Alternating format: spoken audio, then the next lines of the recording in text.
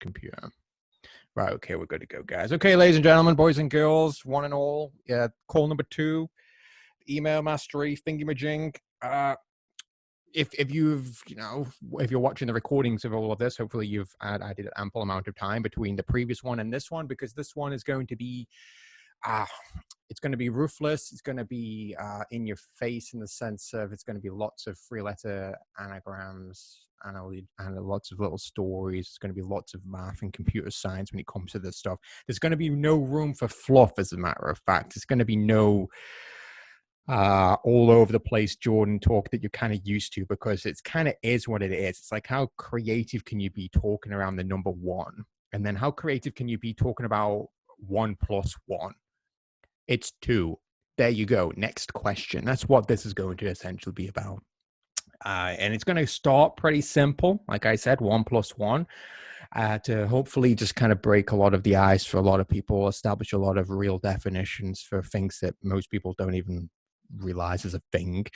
And then we're going to grow it. We're going to increase the difficulty. We're going to expand upon the basics and the foundations quite quickly. The learning curve is going to be noticeable. There will be an actual point in these slides where it will go from, this is an email, Jimmy, to integrating VPN rotations with dedicated SMTP servers.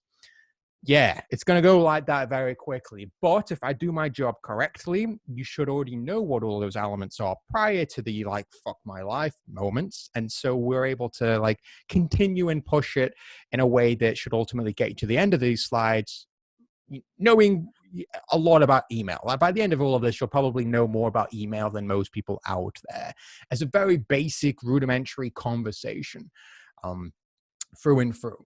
That's it, period. Email through and through. And in the next coming calls, we're going to start sprinkling and applying the fundamental knowledge of what email is into the context of marketing, affiliate, CPA, scaling, optimizations, all that other stuff. But I had to cover this stuff because, most people that I've talked about, that courses I've purchased, they don't actually talk about this. So leave it to me, Daddy old Jordio, and I'll try my best to do my stuff and not butcher any questions as much as I probably will end up butchering them. Okay, so on that note, let's crack on with it all. Let me just set up my thing. Right, here we go. Is that going to work now? Yes, it is going to work. As always, the quick call guidelines. Everyone's being quite respectful right now, and we didn't have any problems in the previous call like I have on my other boot camp. But I've just got to reiterate, for the sake of it all, no annoying background noises. Don't be that guy, and we will be here for however long it takes. And if you were one of the survivors at the previous call that survived for all the bonus goodies at the end when there was only 10 people left, just to kind of be that guy, just to kind of reward you, and the fact that, yeah, this will go on for however long it will go on for. The last call being 4 hours is testament to all of that. And as always, I've got to say this again, legal stuff, pay attention, fingers out, turn your screen recorders off. Put your headphones in, listen to this stuff. Don't just think I'm ranting on, because this is not only for my protection, it's for your protection moving forward. I'm going to read it out audibly again, so there's going to be no misconceptions or confusions. At any point, you can unmute your mic and challenge this stuff, ask a question. But the fact that you don't, I'm implying comprehension and understanding moving forward. So you acknowledge by not leaving or viewing this recording, you agree that the content was produced for the purposes of education and entertainment only, and you agree that the use of anything said or explored henceforth is used, applied, or created at your own discretion and own personal loss or legal responsibility, with in no way, shape, or form holding myself, Jordan Carter, my businesses, or representatives or colleagues accountable in any way, and absolve and all actions taken from yourself, your representative, of anyone you share or discuss this content with. And there we go. You forever held your peace. Moving on. So you already know all this stuff. It's going to be broken down over this crap. That you already know the schedule, the resources and third-party locations of real law, FTC, federal, state, regional, all easily accessible and available to be challenged and explored upon at any one time. There's no ignorance. There's no way for you to say, I don't know what this was, because I've clearly pointed out. You go here. There's the picture as well. You couldn't say that, oh, I didn't know what it looks like. It's all there. There's going to be no room for bullshit moving forward. quick recap on what the whole transformation thing is, in case everyone's forgotten what this is all about. The call number one, first one yet that was not yesterday, the day before. A clear understanding and the comprehension of actionable fundamental affiliate marketing strategies. You should already know that by now. We went through it pretty basically and we grew it pretty quickly. This call, we're going to be giving you, I'm going to try to give you at the very least, a comprehensive understanding of email architectures, security parameters, independent and shared server types, deliverability factors, reputation data, and available tools and third-party services. That's going to hopefully give you a little bit more of an edge, bit of a portion. Let's let those guys that want it to be aware of it.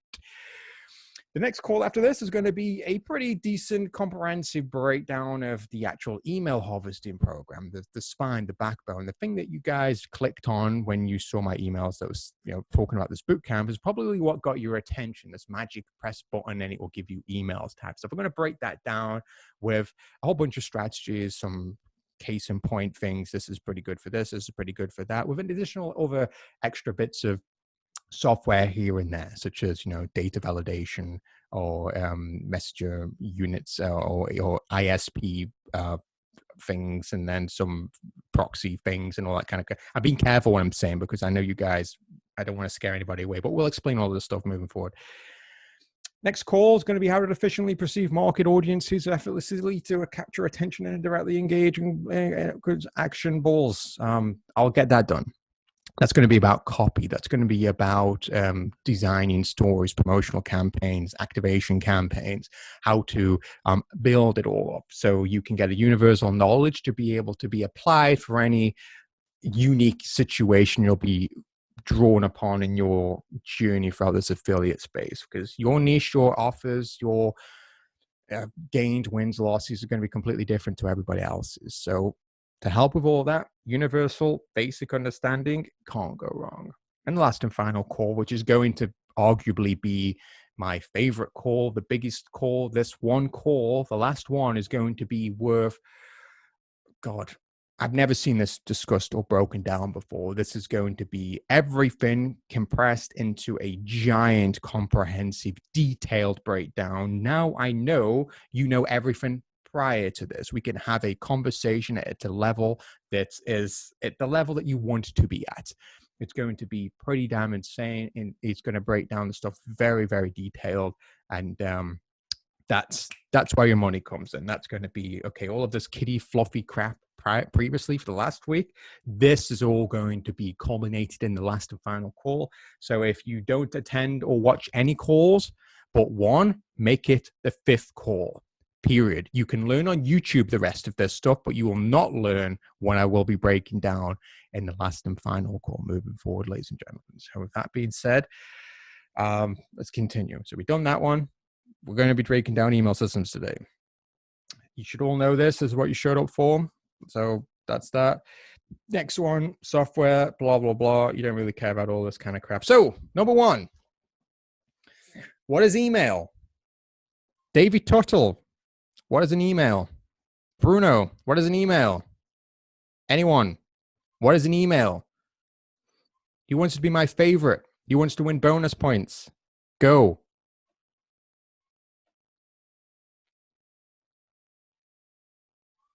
I'll give it a try. So an email is just an electronic message that you send from one place to another. It's pretty straightforward, in my opinion. Awesome. You have access to Wikipedia. I love it. I love the haven't looked it up. I wish I had, but not the case. Awesome. Fantastic definition. That's pretty much exactly what it is. So, but you wouldn't believe this, but you wouldn't. Walking through all of this stuff, a lot of people have a lot of definitions for a lot of things. They like to create their own definitions because it makes them sound smarter. They like to add a lot of extra 3-letter things to it all. But what they never actually break down and explore is how it actually bloody works, how it does the thing. That's the scariest, craziest part. I just don't understand why these guys can explain the definition of something, but then they don't actually know the interconnecting variables within that definition they just gave in a context that actually explains what it is, like how it actually bloody works, right? That's the craziest part. I'm going to try my best to do all that. For instance, like how does it go from Gmail to somebody else? Like most people don't even know that. Like, okay, what's spam? Honestly, like, do anybody here actually have a definition of what spam even is? Like, to the definitions of not only what people think it is, which most people hopefully will be able to determine through the society as we're in, but from a technological, data programmatically based breakdown. Like, most people don't know how to do that. Or, how does it even secure your content in your email? Or does it? Or is, all email the same? Is it? Is it not? I would think so, right? Or, here's another one. Like, what's the difference between bulk junk and spam? Is there a difference? Or is it just going to be terminologies that are thrown upon us by our email service providers, and we're just going to accept it for what it is? Or was the definitions between each email service provider even the same? And if not, then what is the difference, right? Simple questions we ask ourselves. And another one here, send limits. Are there send limits? Is there so many emails I can send via my Gmail? And if there is limits, what are the details around those limits? Is it breakdown by total volume, or is it got an extra variable set with a time like limit on that quantity? Is it 1,000 emails a second? Is it 100 emails a minute? Is it 5 emails a minute? Like, what is the number? Simple questions, guys, that we should be asking ourselves if we wanting to understand this terminology. And another one, again, I just covered this, like, what even is spam? And you ask yourself, with these gurus and these courses and all this other kind of crap, these digital marketers or people that post themselves as an expert or a comprehensive, authoritative individual because they've got several pamphlets with their name on that they're pushing off as books, you ask themselves all of those questions. And then they just end up looking to you like this, like, well, email is an electronic medium to transport information from one person to another. And you're like, yeah, you did it. I want to buy your pay plan or whatever the hell. It's just crazy. Okay, guys, listen. The caffeine's kicking in a little bit now, so that's pretty good. So it should carry me for a little bit. But by the end of this, ladies and gentlemen, I'm going to tell you here and now, I'm going to be giving you the fundamental understanding of all of this email crap, so you will clearly and accurately know not only the answer to all of these little nitty questions here and now, but when you're presented with a question not present here, you'll be able to have the terminology, the understanding, and the knowledge, or at least access or the location of where that knowledge is, to answer it. You will find out by the end of this, you will know very quickly and accurately there is no difference between sending one email or 100 million emails. That's right. We're going to start getting into the sexy stuff in the sense of those screenshots that you saw in the previous call. Millions of emails that were being sent. And you all, of course, all want to know how the hell to do that. Well, we're going to answer it all. So here's the plan how to do it.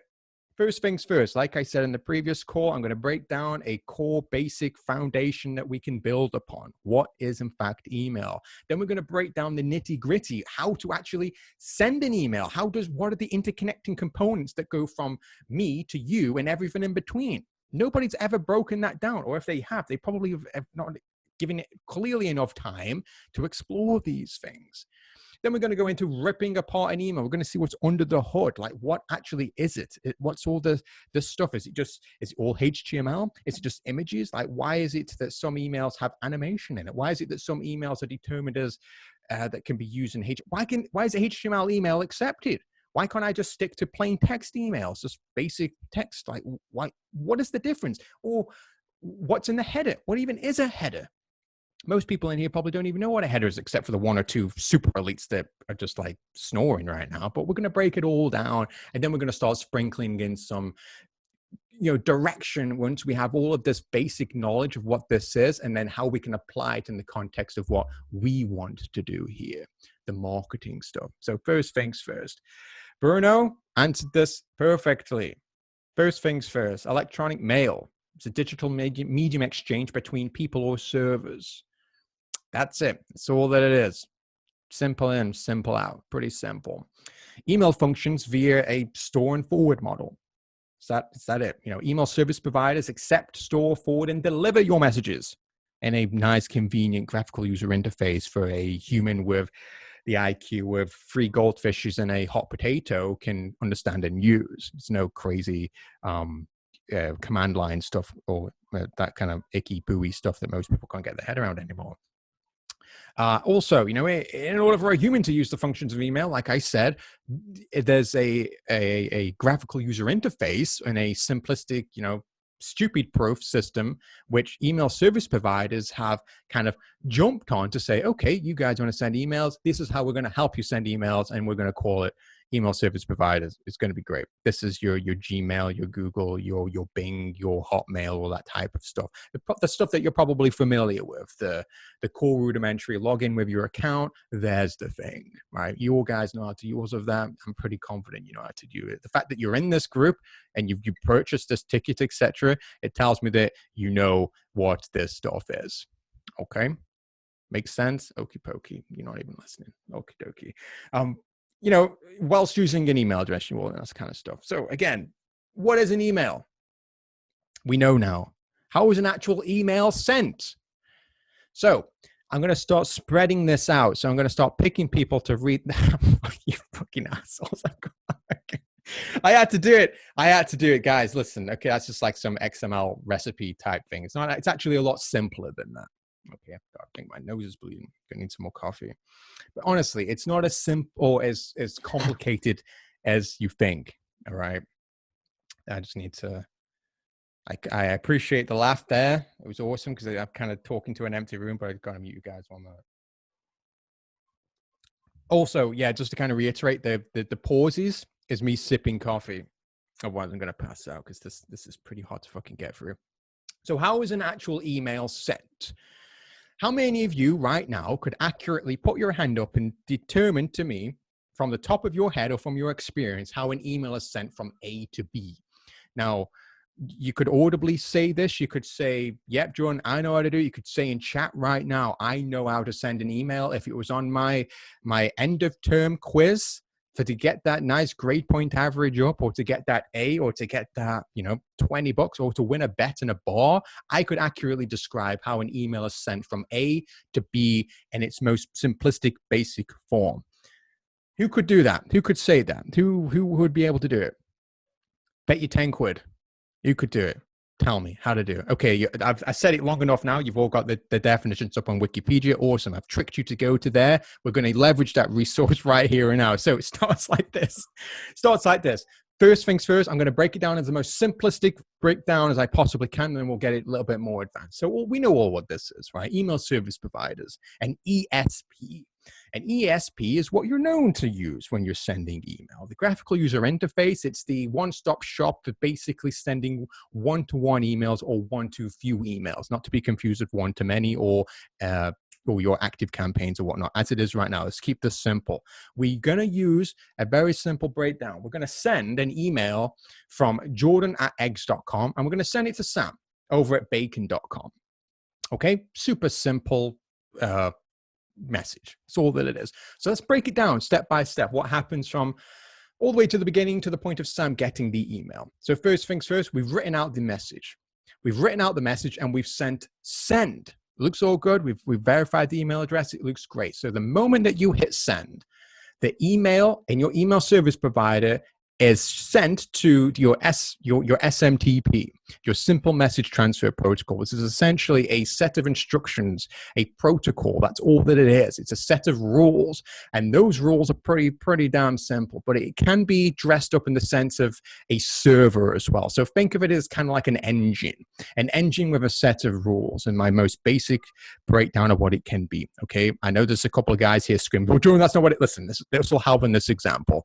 Think of an SMTP as the engine and the rules of which an email is sent from A to B in its most simplistic form as it currently stands. So once that's hit, once your ESP has sent it to your SMTP will then transform, translate this human message into a readable, understandable format which can be understood by your mail submission agent, your MSA. Okay. At this point, your MSA is like, awesome, dude. This is pretty sick. Okay, I'm going to take this message with the instructions. I'm going to take it from here. And, the SMTP and your MSA are pretty tight. They work together quite strongly. They work together all the time. They know what they're doing. These are going to be your backbone, predominantly moving through all of this. Okay, super simple stuff. And just to kind of reiterate again as well, all of these actions have all happened in the simplistic example of a single ESP, or Gmail for this instance. Gmail has encapsulated the graphical user interface, your mailing, storing, and forwarding system with their own SMTP, which is a simple, dedicated system that's inside their service. And they also have their own mail submission agent, which is dedicated inside their own service. So to you as a user who is none the wiser, you think it's all just Gmail that does it all. But no, there are still other critically important variables that are happening in the background with this singular system. Okay, so let's take it from there then. So at this point, you've sent an email and it's hit your mail submission agent. You with me? So now the email's all gobbledygook still, but here's what happens. Your mail submission agent, in whatever service that you're using, will then attempt to locate where this message needs to go by reading your message, what the SMTP is translated to them. You with me? So it will then attempt to contact the recipient. It'll be like, hey, dude, I found you. I need to send you a message. So what happens is the mail submission agent will find the recipient's mail transfer agent, or the MTA. Okay, you're going to be sick and tired of all of these three-letter things by the end of this, I guarantee it. But let's just go with it for now. Let's just keep going as the most basic example. Your mail submission agent has attempted to contact the mail transfer agent of the recipient of the email that you have attempted to send. What happens next? Your mail transfer agent will see this attempt of contact, this knock on the door, and you'll simply say, you'll say to the domain name system, someone wants to mail us. What do we do? What happens? Well, here's what happens. Your domain name system, your DNS, will dig out something called a mail exchange record, or an MX. In that, it will send it on over to the mail transfer agent. It's pretty simple. The domain name system, which is usually your hosting provider in most cases, will dig out your mail exchange record, which is a collection of records and rules and instructions on how to take receipt of email. And this is the most simplistic format, email. I know we're not going to go too technical on this, and you can do a little bit more, but let's keep it simple. It will then deliver the rules inside the mail exchange record to your mail transfer agent in question. Your mail transfer agent in question. So now your mail transfer agent has these rules in your MX. So the mail transfer agent will simply tell your mail submission agent what to do. So using SMTP, the instructions, it will then contact or send your message using SMTP to the mail exchange records of the recipient you want to send. Now, I'm just gonna wait here for a moment because I think I'm talking a little bit too fast. But are we following? I'm talking quickly, but understand you're going to be able to watch this recording, and we're going to have an extensive, lengthy conversation after this. Okay, but this is the basics still. All right, this is still explaining the core tools and the rules of the game when it comes to email in its most basic form. So don't worry if this is slipping a little. Don't worry if it's like, Jordan, shut the it's not.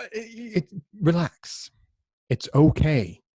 It's very simple, and every single person on this call will have the comprehensive understanding to be able to reiterate all of this better than me by the end of this call.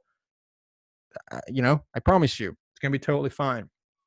So on that note, your mail submission agent, now equipped with the rules of where to go, because they now have the mail exchange records, they will send the message using SMTP to the recipient's mail exchange record, the MX, okay? The recipient's mail transfer agent, the MTA, will see this new record, this new attempt, this new message within the records. At this point, the mail transfer agent of your recipient's system will say, okay, there's a new thing here. I'm going to send this over to our mail delivery agent. Send it on over. So the mail transfer agent has now sent your message to the recipient's mail delivery agent, the MDA. At this point, the MDA is like, Jesus, this is crap. This is just a bunch of ones and zeros. I can't let my email service provider, my ESP, see this like this. You with me? Makes perfect sense. So what happens is that your mail delivery agent of the recipient will use one of three protocols, primarily one of these two, ideally, but we'll get to protocols in just a moment. It will either use Post Office Protocol, or POP3, or Internet Message Access Protocol, IMAP, to essentially give it the instructions on how to not only translate this information, but to display this information in accordance to its email service provider's instructions. We will be breaking down these protocols very quickly, but this is essentially what happens at this stage. So at this point, using either one, all, or one of the other of these protocols, your mail delivery agent will now deliver your message to the recipient's email service provider, which will then translate, and display according to the user's filtering rules, behaviors, blah, blah, blah, display inboxes, importance, whatever, in your inbox. It will now display it. And according to your protocols, it will have notify you on your phone. It will notify an additional system of your server, or it'll just fall back on just a simple, whenever you go back into your email inbox, it will be there, just sitting there. And that's it. That's how Sam now has the recipe on making breakfast from end to end. That simple. Now, I'm surprised that the numbers stayed consistent of attendance throughout that whole basic schematic breakdown. Here's the whole thing in text. So if you're taking screenshots, take a screenshot of this, because everything I just described and said to you is that. That's all that it is. Okay, simple enough. I'm not going to read it all because I just kind of gone through it all with you, but that's essentially what I just broke down. Here's another way of doing it. I'm sorry, has anybody taken another screenshot? I'm going to leave in 3, 2, 1. Okay, right, moved on. Here's the same sequence of events from sending an email from your email service provider to a third party's email service provider from a 30,000-foot view. Now we understand the steps. So you've written your message, you hit send. You've hit send now. The simple message transfer protocol that's intertwined with the email service provider that you've used now has the instructions and the oomph to send your message to the mail submission agent of question, the MSA, your Gmail MSA, for instance. It's now hit them. Your MSA is going to contact the recipient's MTA. Hey, here's an email I want to send to you. What do I do? The MTA takes request of that and says, oh, okay, I need to contact the DNS to say, okay, DNS, I've got a recipient here that wants to send us something. What do I do? The domain systems, oh, sweet. I'll give you the instructions inside the mail exchange records on our server, our system. Once equipped with these instructions, it will send it back to the mail transfer agent, and the mail transfer agent will deliver those instructions to the mail submission agent on your system. At this point, the mail submission agent now has the instructions, and it will then send, with those instructions using SMTP, your message to the recipient's records. At this point, the mail transfer agent on the recipient system will see this input, this new record, this new log on the recipient's system, and think, okay, there's a new log here. I'm going to send this over to the mail delivery agent that I'm using in my system, or my ESP local system, whatever it is in this example. The mail delivery agent in this question will then use one of 3 or all 3 protocols, POP3, IMAP, or MAP-I. We'll break those down in just a moment. It will then deliver that message to the ESP that you're using. And that's it. That's all it is. That's the whole system. That's the whole process. Now, let me just reiterate a couple of important fundamental differences here. I need to point out that the highlighted areas here, the ESP, the SMTP, and the MSA, in this example, are all owned within the ESP Gmail. But I want you to know that all of these things can be modified and changed. They can all be manipulated. They can all be taken away. They can all be protected. They can be modified, is what I'm trying to say. For instance, the ESP could be changed to what's known as a mail user agent, a MUA. An MUA could be a client-side interface that allows you, with a graphical user interface, to take in receipt and communicate with other systems along this journey, but it isn't an ESP. It could use your ISP to send it. It could use an SMTP. It could use a email service provider. It could use a whole boatload of other things. But the point here is that the ESP, the first point of contact, can be replaced, in theory, with what's known as an MUA. An MUA could be like Outlook. It could be a million and one different little applications and things you can use that could take in receipt or transfer instructions from A to B in these other systems. We're going to break down a couple of these very momentarily. The SMTP, another highlighted critical system in the flow and the architecture of sending an email. It could be a multitude of things. You could have one giant SMTP, for instance. It could be an engine. It could be a monster. It could have the capability of sending 1 million emails an hour. But there's nothing to say you can't have thousands of SMTPs, hundreds of thousands of SMTPs that have, say, the capabilities of sending 100 emails an hour. There is no limit here. This is what I wanted to break down to you. That this is just a very simple breakdown of what Gmail, for instance, may use. But in this contextual example, I just need you to start wrapping your head around now that these elements can be modified and changed. And this is where let's say the big dick stuff is going to come into. So the SMTP server, and just like the SMTP, your MSAs can also be manipulated. The number of mail submission agents that you have within your system could be manipulated, changed. You could have one, you could have 5, you could have a massive one, you could have two smaller ones. Doesn't matter. We can manipulate it. And once you've understand this core fundamental 30,000-foot view of the system that sends an email, we can then begin building something like this. In theory, I'm not telling you to build this. I'm just saying potentially, if now you understand the ingredients that go into the formula of sending an email, you can begin to manipulate and create and send and change things. Okay, like for instance, you've got you at the top left. You're connected to a VPN. We'll get to those very quickly. Those VPNs are connected to a virtual machine instance, which we'll get to momentarily. It's basically just a digital version of a desktop somewhere located in the world that you're just remotely accessing into. That remote access instance is logged into an additional VPN. Through that VPN, you've connected to 1, 2, 5, 1,000 mail user agents connected all over the world, potentially, or just on that singular virtual machine instance. Now, in that mail user agent that's connected on that desktop, that PC, that laptop, you can go into what's this thing into the side, this bigger box, which is a much more complicated, crazier system. For instance, in the top left, we were talking about SMTP weighted rotations. For instance, you could have an SMTP server that sends 15,000 emails per day.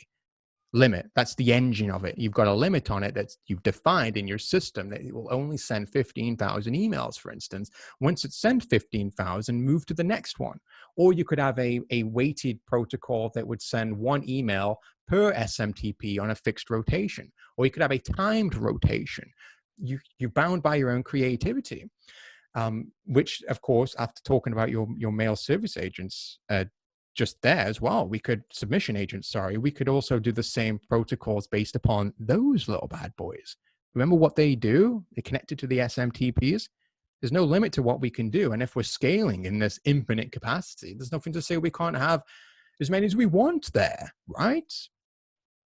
And of course, at the very bottom, we've got a network rotation protocol with a VPN connecting everything together. So for instance, it would say send 1,000 emails using this VPN with this SMTP with this mail submission agent. Once it's done that, it will rotate to an additional VPN somewhere else in the world. At that point, you could also say randomize the whole thing. There's just so many things that you could do, but this in its most basic, simplistic form is what we could do in theory. I'm not saying do it. Once we understand the foundations, the architecture, what everything is when it's interconnected, how everything works. It's like a mechanic can fix a car or modify or build a kit car once he understands the key components within a vehicle. How big's the engine? How big are the tires, the grip of those tires, the transmission? All of those things are key variables within the overarching function of a car. And now if we want to modify that car to meet a certain output, speed, acceleration, handling, we can modify the components within that vehicle accordingly to the actual goals of what we want to do.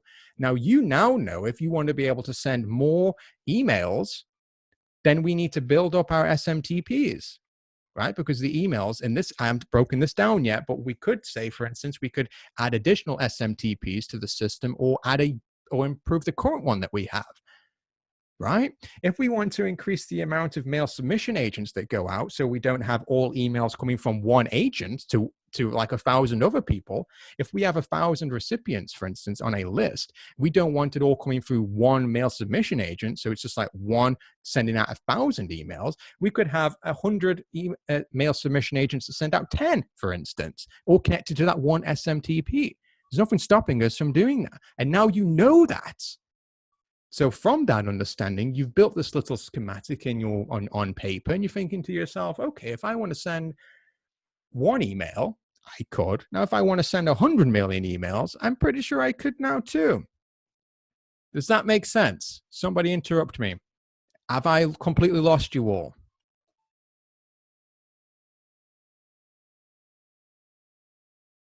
Yeah, not going to lie, Jordan, pretty lost on this bit. That's a lot of complexity, but I got the frames. We'll go back and look over it and look over it and over it as need be. But yeah, pretty lost at this point, to be honest. Way past my basic knowledge of email. Yeah. Awesome. Well, we're still at the basic stuff right now. We'll get to the. We should be doing pretty good. Is that it? Is it just Simon? Does Simon speak for everybody? Is somebody else? Let's say, let me rephrase the question then for everybody. Do you understand the concept of what I'm describing, the building blocks, and how now I've explained to you what each block does? You can now go away and make these different configurations if you so want. Is that going in?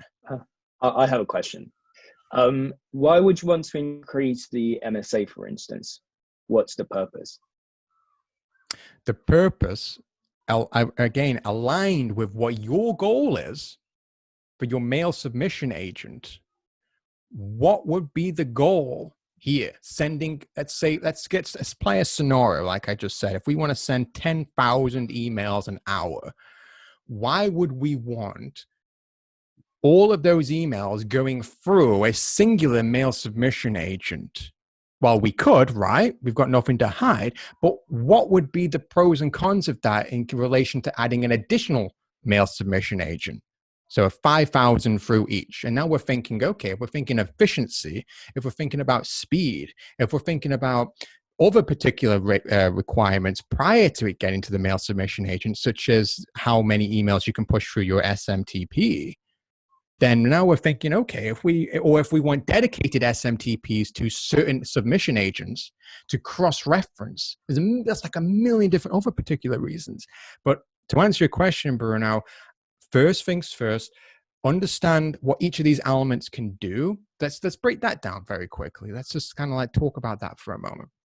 So your ESP, think of that as the thing that you use to write your email, to send the email. Think of your SMTP as the engine that is actually going to send the email. Like how big your SMTP is determines how many emails you can send.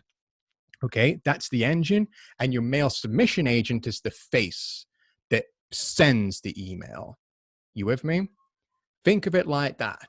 Now, once we know that, those particular elements, if we're using this, for instance, in an affiliate capacity to send affiliate referrals or whatever to hundreds of thousands of people at 100% cold, that may or may not cause problems when we begin to talk about other such factors, such as deliverability, inbox, reputation, or third-party reputations that you can't control, or having all your eggs in one basket, for instance, that you can control. Lots and lots of particular reasons along that. Is that making sense? Am I just talking out my ass? Is this even like going in? It makes sense to me. One question is for the VPNs. Do we have to buy each one like individually, or is there, I don't know, some kind of way to go about that? Right, that's up to you. Let me just rephrase as well. This picture that you're looking at is you could do this. I'm not saying do it. Theoretically, this schematic is sound. In theory, you could do this if you wanted to send 1 million emails and backtrace all of this. In theory, it would be much harder to do that consistently and successfully with this layout than it would be for this layout. But why would you want to do that? That's up to you. How many VPNs is enough VPNs? That's up to you. How many people here have their passwords for their computer on a Post-it note next to their computer? How many people have their credit card numbers in an Evernote document? It's up to you. It's whatever level of security that you want to impose upon yourself. But if that security is predicated on an output or an objective that's aligned with your ethical standing or current financial goals and motives, then that's very accurately put that this would be what you would go down. Or you could very accurately and equally make a strong point to say, I'm just security conscious with my company and organization. There's nothing illegal about what I've showed you here about this setup, but what would be irresponsible is that the capabilities of this system's output to this system's output. That's all that I'm saying here, ladies and gentlemen. So when you ask me how many VPNs is enough, how many should I do it? Up to you. You could cut out all of the other VPNs and just have one instance between you and your mail user agent, for instance. Like, you don't need a virtual machine. You don't need the 2 subsequent VPNs. It's up to you. But also take in consideration the laws and service agreements that you've signed by even having internet. Your ISP has rules and legislations in the contract of your signage, or if you use their ISP to send anything, which you are doing right now by listening to me, we are sending and receiving information packets back and forth over and over. You sign an agreement to say that those information packets are in accordance to certain rules and laws of the land. Your ISP is bound by those, and thus you are. If you want to mitigate that, or that potential liability that's connected to such things, what could you do? Now, all I'm doing here is suggesting potential solutions to problems that you may potentially have. That's all. Remember what I said at like the second or third slide here? It's like, do whatever you want, guys. Just sign the fucking dotted line to say that if you send 15 emails to every person in the world, that it won't come back to me. That's all that I'm saying. Okay. So would we have to buy each one individually, like an SMTP, MSA, and the VPN, or yeah? I don't follow. What do you mean? Are you asking me like how many do I need at one time? I'm asking more of like the component part. Do you have to buy each one individually, or do you have to create them in order to have them function? Like, I can't articulate my question properly. It's a complicated field. It's pretty difficult, but I think I know what you're on about. Now, an SMTP, I'm using the little server icon for a representative of what that part of the equation is, but it's as simple as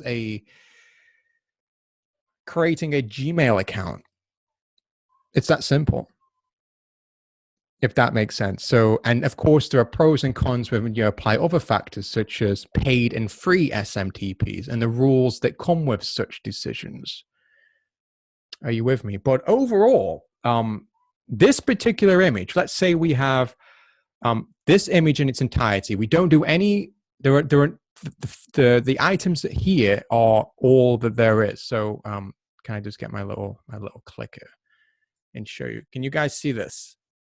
Can you see the little blinky light? Yes. Right. Okay. Sweet. Awesome stuff. So let's assume that there are only 4 SMTPs, 4 MSAs, and I don't know. Let's skip the VPNs here. All right. Just use these VPNs. All right. These we've got nothing to hide. No problems. We're pretty cool with this. We're not sending a million emails. It's fine. Let's just knock it all out. A virtual private network is like what? $5 a month. So that's $10 right there, right? $10 per month. A virtual machine instance is a free application from Microsoft. It's a free software you can download. Now, you need an additional machine to tunnel into, such as a crappy Dell laptop that you've got from some liquidation sale. You could probably, you could, in theory, you could buy a pallet of them for like $100 and get like 50 or so of them. A lot of universities and schools do this every time they upgrade every semester. It's pretty easy to get quite a lot of them. And what you do with them at that point is up to you. You could give them to your family and give them $20 a month to keep it plugged in, using their internet, using the VPNs connected to it all. But it's whatever. The point is, it's what it is. You don't even need this, but get rid of it. But if you want to, most people have multiple laptops around. It's fine. Okay, so that's $10 a month. Software's free. Let's say you spend, if you don't have a laptop, let's say you spend $50 on a really crappy machine, right? It's from 10 years ago. It's sufficient. That's all that we're doing here. There is no real function that comes from the strength of this computer. It's nothing.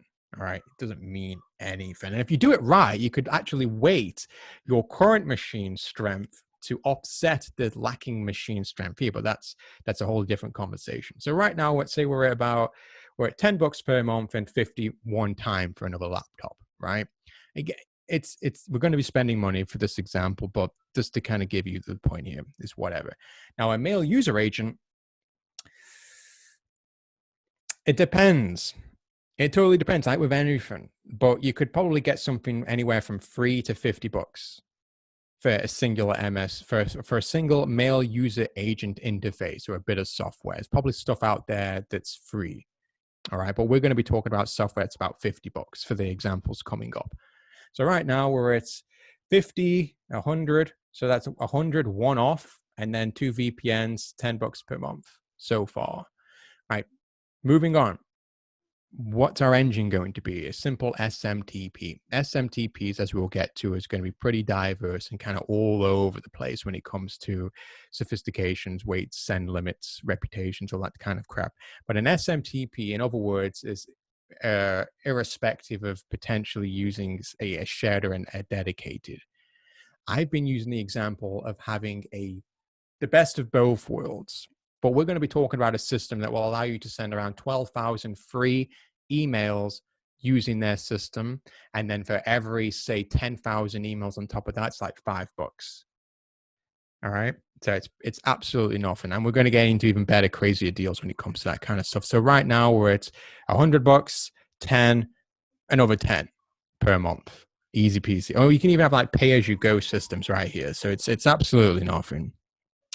Mail submission agent, to keep costs low, pretty simple. We'll just basically piggyback it off the back of the SMTP. So we'll just use their interface with the mail user agent as the I don't want to say proxy, but as the vehicle, the instance that's going to basically say to your SMTP, hey, SMTP, here's my human's message, send it out.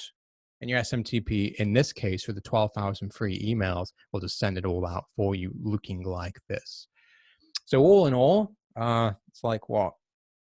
$100 for this, for that, 10 for these two, and then that's free up to 12,000 emails per month so far. So it's not that expensive. In relation to scaling significantly to serious infrastructure, it will increase. It will increase like something insane. But as long as we've got at least a simple 1-to-2 ratio moving forward, it doesn't matter. It does not matter. If we spend $10 and make $20, it doesn't matter. Oh, that's just my kind of my philosophy of it. No, thanks for breaking it down, making it super simple. Cool.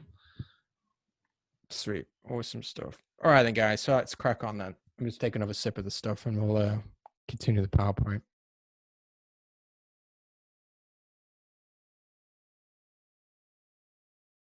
Okie dokie. Right. My plan. So now we know how an email's sent. At least hopefully. Hope to God, well, like I said, we'll go over it over and over again until you get it. It's there. It's simple. It's easy. Just think of it like building blocks. And this is just one particular layout that I've used for the sake of this PowerPoint to explain that these blocks can be configured in this such way to do this particular output. And my mustache is tickling my nose. So let's talk about the next component. Let's start ripping apart an email.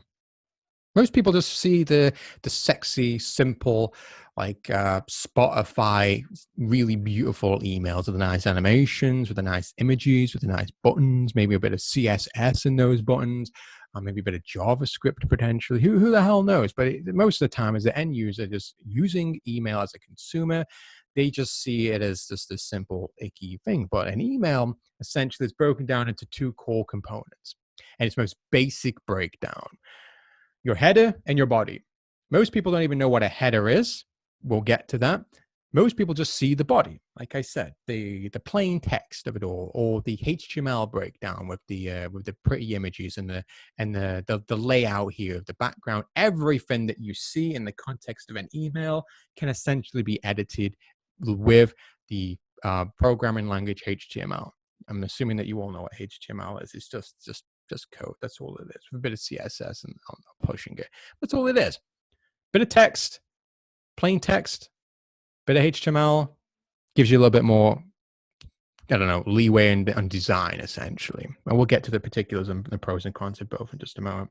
And then header, the sending to, the date, all that other kind of crap, and a lot of the other stuff that you don't actually, probably most people don't even know about. The full header when it comes to an email, which again we will break down momentarily and explore it all, which is going to be critical in understanding other key functions such as deliverability, reputation, your DKISMs and all that kind of other crazy stuff. But we'll get to all of that in just a moment. So those are the two core components of a singular email. Now let's keep going. So inside your header, we'll start with this. My apologies. Here are a couple of things that you will find inside of a header of an email. First things first, how do you find a header of an email? Just simply go to any email, literally, see this little button here? This is for Gmail. You could just click that little button or this button here, either one or the other, and you'll see a show header or download full image or whatever, and you'll open up this extra tab that's there. Okay, that's what we just broke it down of the systems prior that your mail submission agent, way over here, delivery agent, sorry, was using to help translate all of that header, icky, poopy stuff with SMTP as the language it was using, with the protocols of which that you put forward, but we're getting a little bit more complicated now. But essentially, moving on. That's some of the stuff. We're going to be breaking down some of these details momentarily. Most of these are very self-explanatory, but some of the things are probably not. We touched upon a few of them, such as the mail user agent. You know what that means now, right? You know what the ESP means now, right? You know that. You know what a mail transfer agent is now. Yeah, you know that. You know what post office protocol. You know of its existence, but you don't probably know what it is. But these are some of the things that will be located inside of it. So when you're exploring it and you see this header, oh, it means this. Oh, it means that. Right? So that's where it's all located. But I want to draw your attention to something else real quickly, for the authentication systems.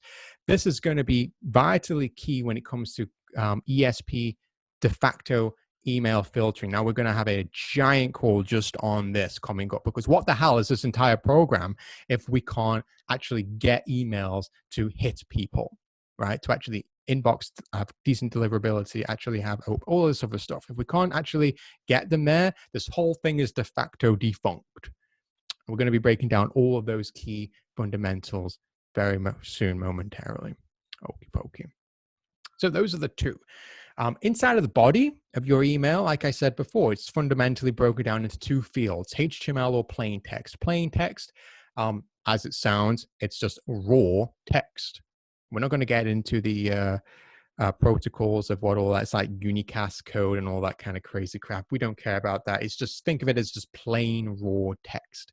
No images, nothing, just text. And as you can see, there's a bit of a HTML link that's right there. It's a totally raw link. Easy peasy to get your head around. HTML, think images, think layout, think grids, think formatting of fonts, all of that other kind of crazier stuff. That's it. That's the core difference. Now, starting first, HTML. Like I've written right here, you could very easily just ignore what I'm saying and read that, but it is essentially what I just broke down. It's very heavily image, user experience focused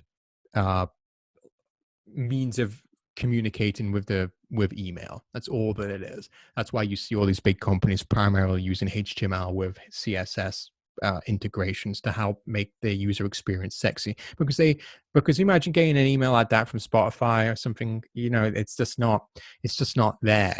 It'll linger alarm bells. This is what people are and what they think. They need sexier, prettier looking emails. But some of the disadvantages to bring up, of course, with all that image, text, and font and information for your ESP to display for you, the email size, of course, is significantly heavier. It requires a technical understanding on how to correctly write HTML with no errors being present or having any lapses in security protocols. Particular downfalls as well. You understand that HTML emails can be designed to look like anything, so you could very easily mimic and fraudulently show that my email is from PayPal, known as email spoofing, very, very easily, because you can just anyone can download PayPal's logo and present it, or download a PayPal email and re-upload it to their own with their mail user agent, and they've just designed it in that, and they produced it in that graphical interface, for instance. Very, very bad. Other biases as well that you'll come across, we'll get into much more detail, is the this is a theoretical handicap. There is no real data that implies that this is, but HTML emails, in my opinion, now I could probably find some data and corroborate in secondary research that would corroborate what I'm saying here, is that I believe that HTML is and it comes to inboxing and deliverability, and you're looking at HTML and plain text, HTML, with all of the variables remaining the same, has a harder time getting through everything as comparatively to plain text, because HTML has a lot of other steps and holes and loopholes it has to kind of go through in accordance to certain security parameters, like I just mentioned, with just security alone. You with me? Okay, because of the spoofings and the stuff. Again, I'm sugarcoating it massively just for this particular point, because I don't want to go on tangents or confuse people. But we will get into the actual pros and cons in a more detailed breakdown momentarily. But out of the two, because we're talking about the two, with the objective of being, for instance, having a higher success rate in the terms of inboxing, deliverability in concordance to HTML or plain text, I would say plain text wins hands down every single time. Now, plain text, as the name suggests, it's just that, just text, plain black and white. That's all it is. Nothing pretty about it. Just raw, ugly, simple text. That's all it is. I didn't even talk about it here, as a matter of fact, in accordance to the last point I ended the last slide with. Again, all theory, I even mentioned it right there. 100% raw, plain text-based email message, if nothing else, will outperform in end-user deliverability than traditional HTML-based emails, in accordance to the fact that it's much more difficult to spoof an email. I don't really want to go into all this a lot, but there are ways and strategies on how you can hide your email header as well, and authentication and security details located within that HTML, within that header, with the support of HTML. But also inside of HTML, you can do additional things such as open tracking, link tracking. Within plain text, you can't do that. Within HTML, in order for tracking and such to exist, you have to download, the user email ESP has to download the notification, and most of the times it's in the form of an image. So when you get an email, you've probably seen this, when it says show images or download email or whatever, it will then download the images. But unbeknownst to you, there's a one-by-one image file that's in there that, once downloaded, will send a "I've been downloaded" notification to the recipient server and say, okay, this person's downloaded the image. That indicates that they've opened it. So therefore, I'm going to tick, oh, it's opened. That can trigger and flag a lot of other things depending upon your ESP and a bunch of other particular variables, which I'm going to start butchering if I start trying to explain it here and now. But that's why I feel another one of the variables that plain text emails has a distinct advantage in accordance to HTML. But again, there's disadvantages with plain text because of the usability and creativity, the user experience, the legitimacy of it all. That imagine trying to sell clothes using plain text HTML, plain text email format. It's going to be a hell of a lot harder, right? Hell of a lot harder. We'll explore both pretty soon. We'll break it all down. But in the context of this call here and now, we're just talking about these things, letting you know that they exist, and we'll be introducing them at a later point and then in a future call, exploring them all in the context of marketing pretty soon. So that's that. So gone through those particular things. Let's talk about the marketing stuff pretty quickly. Now, this is just bare, absolute bones minimum, just for the sake of talking about this stuff in this call. Call 5 is going to be going through this with a fine-tooth comb to the 9th degree, insanely, absurdly so. So don't worry about this particular stuff. But a couple of points that I want to bring your attention to when it comes to deliverability are as shown. Your SMTP reputation. Now, you know what an SMTP is, the engine that's sending this stuff for you, like we discussed. We didn't discuss so much so the particular types of SMTP, the shared or the dedicated types, the shared being your email service providers such as ActiveCampaign, MailChimp of the sorts. They are essentially a very pretty mail user interface, which also adds an additional layer of functionality such as automations, lists. It organizes it all for you. All right. But their function that sends their emails within that service is still an SMTP. So you can look very accurately, and we'll get into this as well, and I'll show you how to do it all. But you can see what IPs and servers that you're on inside an email service provider. And you will see very quickly that there are tens of thousands, if not hundreds of thousands of emails per day that go through these shared SMTPs. Now, why would those shared SMTPs do that? Why wouldn't your email service provider that you're using use a server for each individual person? Well, it's because of this reputation. Domains, filtering procedures, and we'll get through them all, like they're like de facto third-party inboxing services and all sorts of, not inboxing services, but say filters that say Yahoo use, Bing use, Gmail use, Microsoft use. And there are a lot of predetermined variables inside of those services that these domains use to help determine whether or not an email is spam, junk, a promotion, or so on and so forth, where it should inbox, or if it should notify them, or if it should be labeled as important, or whatever. But the reason that it's all shared fundamentally is for the fact of your ESP is there to just help you in the context of marketing to aid in automations, list organization, and integrations with other third-party services such as your landing page, your funnel, your checkout system, and all that, or your Facebook ads, or whatever it is, all that extra kind of crap. It's not there to ensure deliverability, to ensure inboxing. But not a lot of people would use their services that if all their emails that they sent from their system went to spam, right? Or if they didn't uphold strong procedures that would protect their systems in accordance to a few bad apples that are sending very bad spam, right? So what these ESPs tend to use is they bunch everybody together into shared servers, which are maintained, with high send rates. They are filtered rigorously. They maintain their systems as best as they can. And that's basically it. In the hopes that their stuff predominantly inboxes. But it's not fundamentally, if you use ActiveCampaign or MailChimp or whatever it is, it doesn't mean that your stuff's going to inbox. They'll just do what they can. But that's not their business. That's not their game. Okay?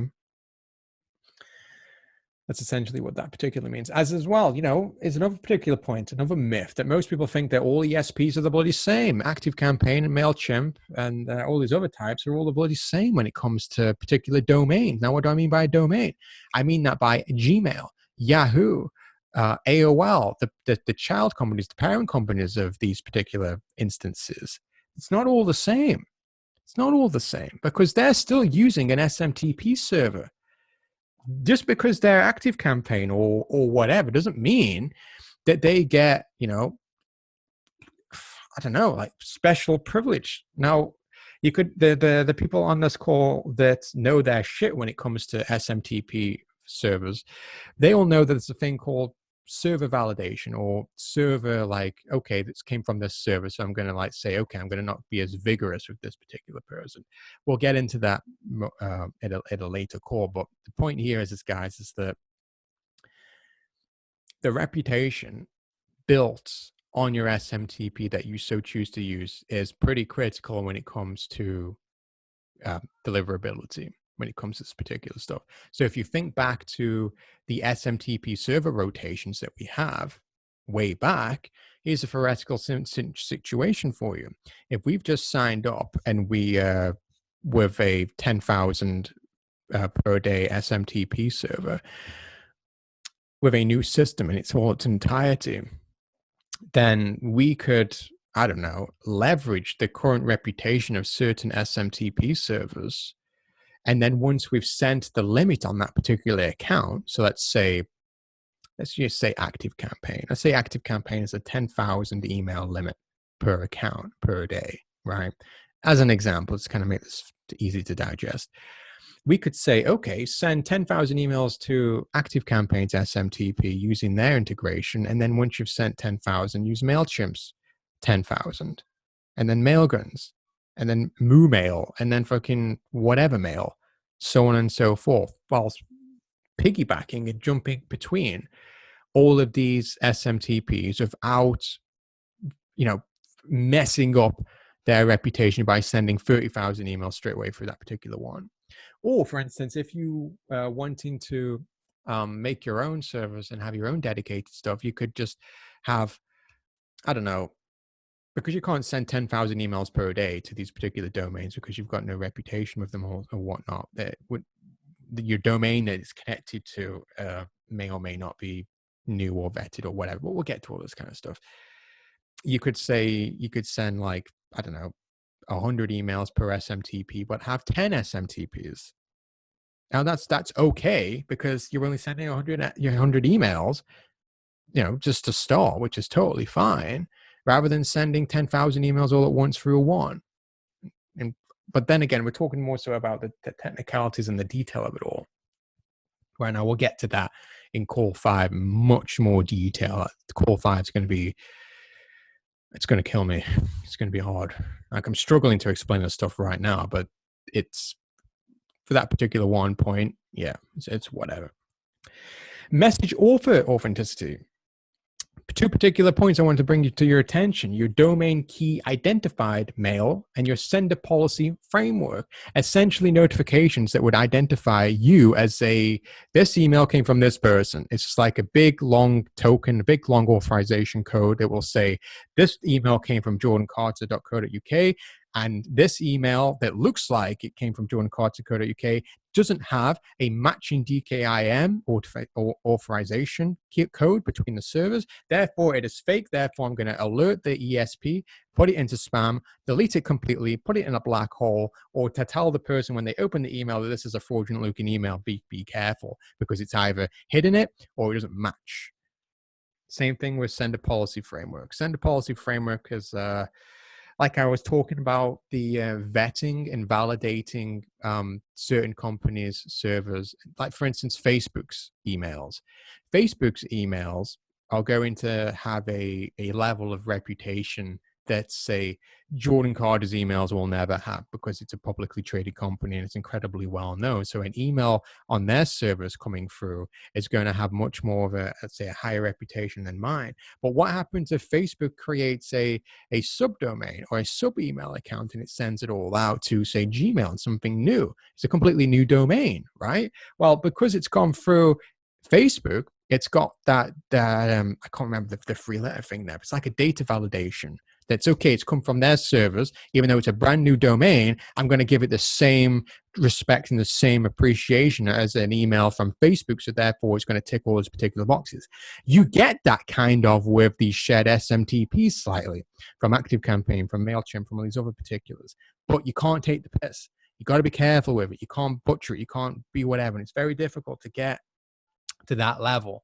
You've got to be sending a hell of a lot of emails. You've got to be an incredibly successful, reputable, strong company, and cross it off. Most guys here will never get it. It's completely irrelevant unless you become a billionaire and you get a massive company. And even then you can still get screwed. Even then you can still get screwed. So that's all what that means essentially. Secured SMTP is essentially just security in relation to that particular email.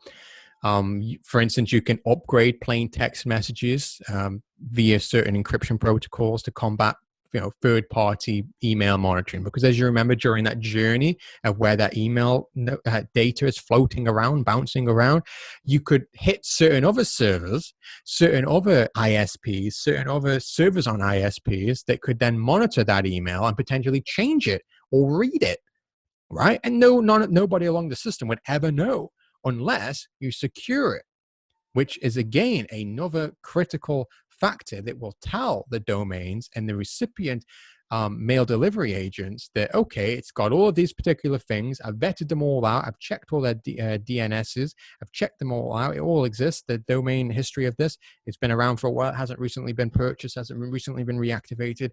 All these particular things gets a big tick. Awesome stuff. That's one more point in your corner that adds to deliverability. And again, message author authenticity, the domain key identified, all on its own here.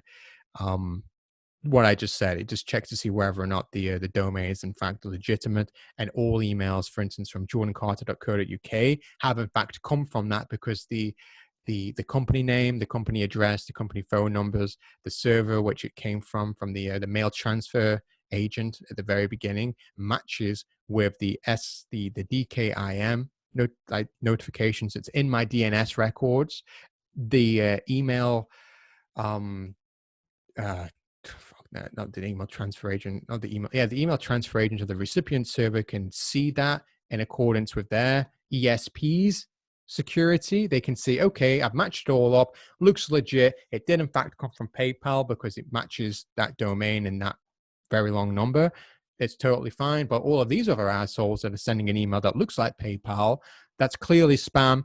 Destroy it, delete it, notify the authorities, do all this other kind of crap. That's all that it is. All simple and simple. Very, very simple. Just to kind of bring to your attention, there are variables here when it comes to these doodads within the email header and the systems along the whole journey that does in fact enter email deliverability.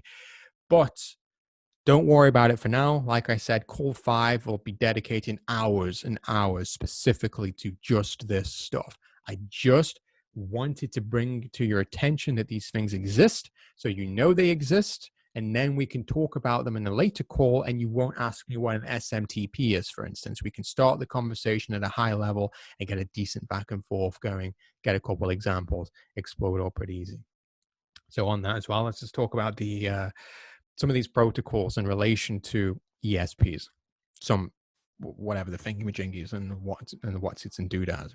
As you all know what the ESP is, an email service provider is pretty much self-explanatory, but sometimes it's interconnected with, like, Gmail is not the same as ActiveCampaign, right? But sometimes it could be lumped together in the same three-letter acronym. So that's what I mean by that. Also, an email service provider is pretty much the same as a mail user agent. It's just that the email service provider has a lot of other systems in place in its own system, like we spoke about, with their own SMTPs and their own mail delivery agents, whereas a mail user agent is just a system on your desktop.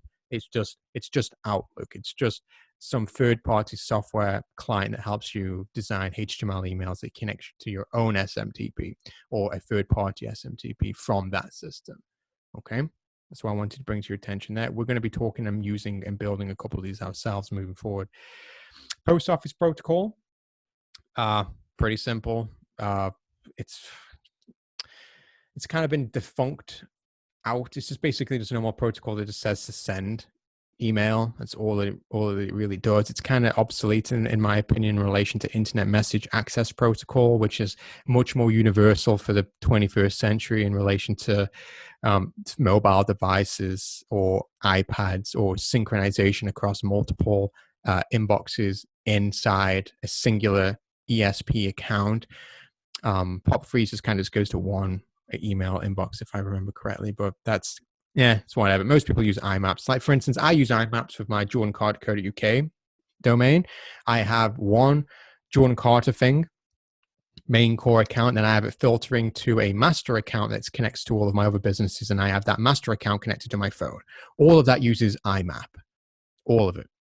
And that's how I can send and receive emails from my master account that's connected to my domain name servers with all these other businesses, all these other names with the same. So that's how I can send a at jordancarter.co.uk email from my Gmail, if that makes sense. It's all interconnected with the IMAP stuff. Message application programming interface is a thing most people don't even know of or think about. It's totally irrelevant for your uses, but it's essentially a ESP to device language. Like if you wanted to send an email and it would notify your printer to print something, if that makes sense. It's just kind of like a little, kind of not really spoken about language that just systems and devices use to communicate. Are you with me? Okay, it's pretty much it. Oh, Christ, I've even got slides to actually explain this crap. So yeah, there you all go. ESP, visual, sexy looking mailboxes that you've all come to understand and know. That's all that it is. They all, like I said, they all have their own embedded SMTPs, all that kind of crap. I also talk about how they also have very closely connecting definitions to email marketing service provider type systems. If that makes sense. There we go. I've even broken it down here. There you go. POP3, primarily client to server communications of emails. That's it. That's all it is. Easy peasy. Internet message, IMAP stuff. That's why I talked about cross-device type crap and the message application programming interface, primarily for computers to talk about, make devices email aware. There you go. Even better definition. Now, just need to go to take a little whittle at the little boy's room, and I'll come back and answer some questions for you and go back through all this kind of crap so everybody's totally clued up, they understand what's going on, and all of that. So give me about, 30 seconds, and I'll come back and answer some questions. Get some questions ready. Sam, get some questions ready off everyone. Sorry, guys. This is completely over my head, but, feel free to drop your questions. I'll make reference when Jordan gets back. I guess general housekeeping. How are you guys finding this call? Useful? Too much information? Just about information? Explain well? What's your kind of view on it so far? Pretty informative, pretty overwhelming, possibly. I guess it's just the terminologies, maybe, or yeah. Yeah, don't worry about the terminologies. I mean, what I think is the plan anyway, if Jordan hasn't already, we're going to put together some kind of glossary. So obviously you can make reference to, what these acronyms are, for quick reference. So I think that's something that's in the pipeline. So yeah, don't worry too much about that kind of stuff. Yeah.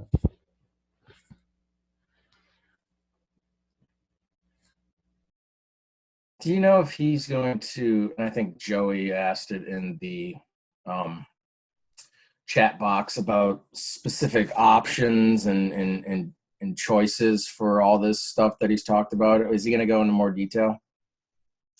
Yeah, so I mean, my take on this call, it's the foundation. And then, like Jordan mentioned, call 5 will be where, okay, the what, so now the how. So you're not basically kind of overloaded with all the information on that call in terms of, what exactly specific servers are or specific kind of interfaces. So I think call 5 will be where, in terms of options, choices, how to specifically implement this stuff is going to be kind of brought about. So think of this call as like an introduction. a bit frustrating because obviously you want to know everything, but it serves as a foundation from which to kind of understand that final call and ultimately apply some use to it. So that would Yeah. be my kind of take on it. I'm back. Yeah, that makes appreciate it.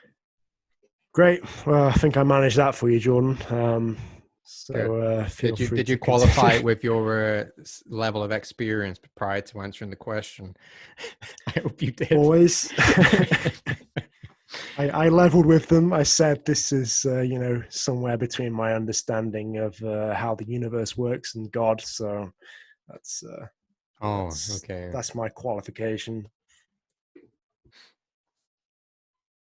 Quick question. I think this might be discussed in call 5, but for the DKIM part, to like build up the report and all of that, that's going to be discussed in call 5, or I don't know, maybe if you want to elaborate on that. The DKIM is essentially just a verification check.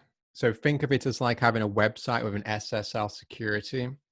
It's essentially you either have it or you don't you? So the DKIM, the fucking that is is just a record to say in your DNS that this exists and it's connected correctly, and therefore the whole communication string from here is legit from this source. So that's Right. that's all that is.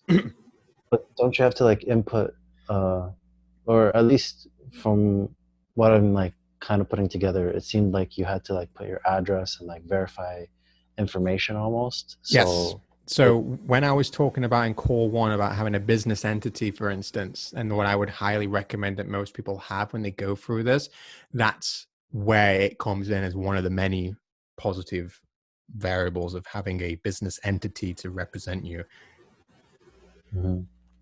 or a Okay. mailbox, whatever, but the whole point is it's got to check out. It's better to have it than not have it, is what I'm saying.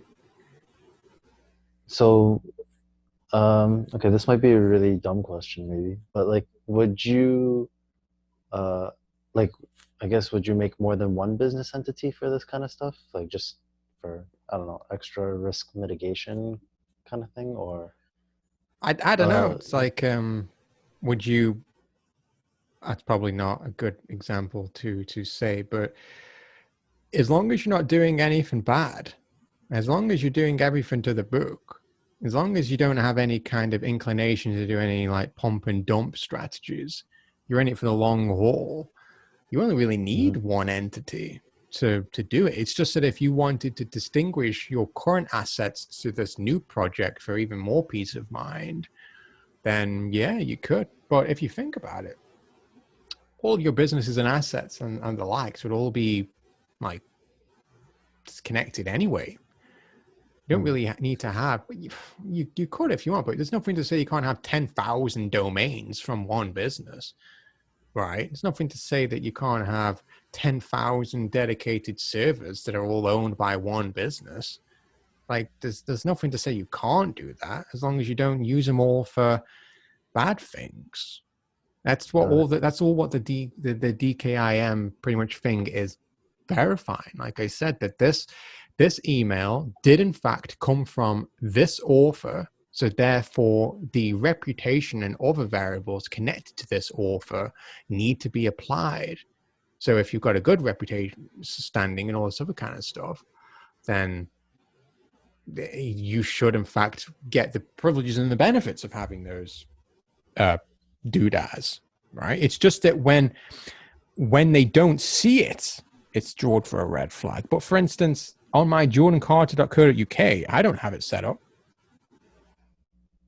and it's never really done a problem by me. It's just that when you're sending emails at the level I want everybody to be sending emails as quickly as possible, but safely and scalably as possible, the difference between a 10% inboxing rate and a 70% inboxing rate is I can't even quantify the level of loss that you would have. And if adding a DKIM to that will increase your inboxing rate for particular domains, because we haven't even got to all of the particular requirements for each individual domain we're going to be leveraging. And don't get me wrong, when I say domain, I'm not talking about your website. I'm talking about the domain that the email that we're sending to is connected to, such as at Gmail, at Yahoo. So that's what I'm talking about when it comes to that. But if we want to inbox more, if we want to get a higher deliverability rate, then Yeah. I recommend we do it. Yeah. So this might not be within the email CPA kind of jurisdiction, but like, can you and Sam kind of go through how to set up that like business entity to, or is it just setting it up and then just plug and play with everything else here? The setting up for business is pretty much straightforward, but that's more so what Sam does. But that's not very difficult. But another person asked me, from one means or another, to help him with the website stuff. And what I was thinking of doing is during these Q&A calls, because we're going to have a lot, even beyond the scope of the schedule, we're going to have a lot of calls moving forward. Like this community is probably going to be, outside of call number 5, is probably going to be the most powerful asset that we have moving forward when it comes to this email stuff, which you will see for yourself after call 5, after me bigging it up as much as I bloody am. But you'll see the level of where we're going to be talking and what we're going to have from that point. So it'll all be broken down at some point or another. People will be uploading resources, people are uploading PO boxes, people are uploading blah blah blah, and it's just box ticking at that point. Or you could just pay somebody to do it for you, some third party, individual, business and corporation businesses. It's just like, it's whatever, it's not a big deal. But Sam's the guy that knows how to do all of that. I was going to bring it up towards the end of the, I guess, the scheduled calls, because obviously everything we've gone through and will go through for the next few calls will be quite, I guess, technical from an email perspective. But what's kind of overlooked in terms of the main curriculum is the overarching business side. So, okay, not just the structure, but how you manage the business, how you ensure that things are, administratively sound. So I was going to bring up towards the end whether there was some value in that, whether people wanted maybe a specific call in terms of, okay, you've got your main operations set up, but that kind of means shit if you can't keep it all, if you're going to get fucked from a payment perspective or a management perspective, or any of these other kind of things. So I guess bringing it forward, would that be something people would find useful from an overarching business management / administration perspective? Because I wouldn't be against doing that, but if it's just one person, Kevin, then it might not be particularly valuable. Is there a demand for that amongst the people here? Or I guarantee that if they won't say no to more stuff. So Exactly. I would appreciate that. Yeah, that'd be great. Just to get the basics and get the groundwork. Okay, well, what I might do then is, because obviously we have a set schedule in terms of what's being pushed out, I'll plan something probably beyond call 5, and just kind of go through it. And then obviously, if there's anything specific that people might have, that can be covered in the kind of Q&A sessions and such. But if there's sufficient demand, then I'll create something, put it out there. I have a bit of time to do that because obviously this goes on for at least 2 weeks. So I'll get something set up, and then obviously beyond that, there'll be an update and give you guys a bit more information about how to set up the back end stuff, or what I would call the back end from a business perspective. So yeah, that would be awesome. Sweet. All right, I'll get something set up then. One thing to know what to do and another to know how to do it. So Sorry, Bernard, you're a bit quiet there. I'm not sure if you're away from your mic or something. Could you repeat that?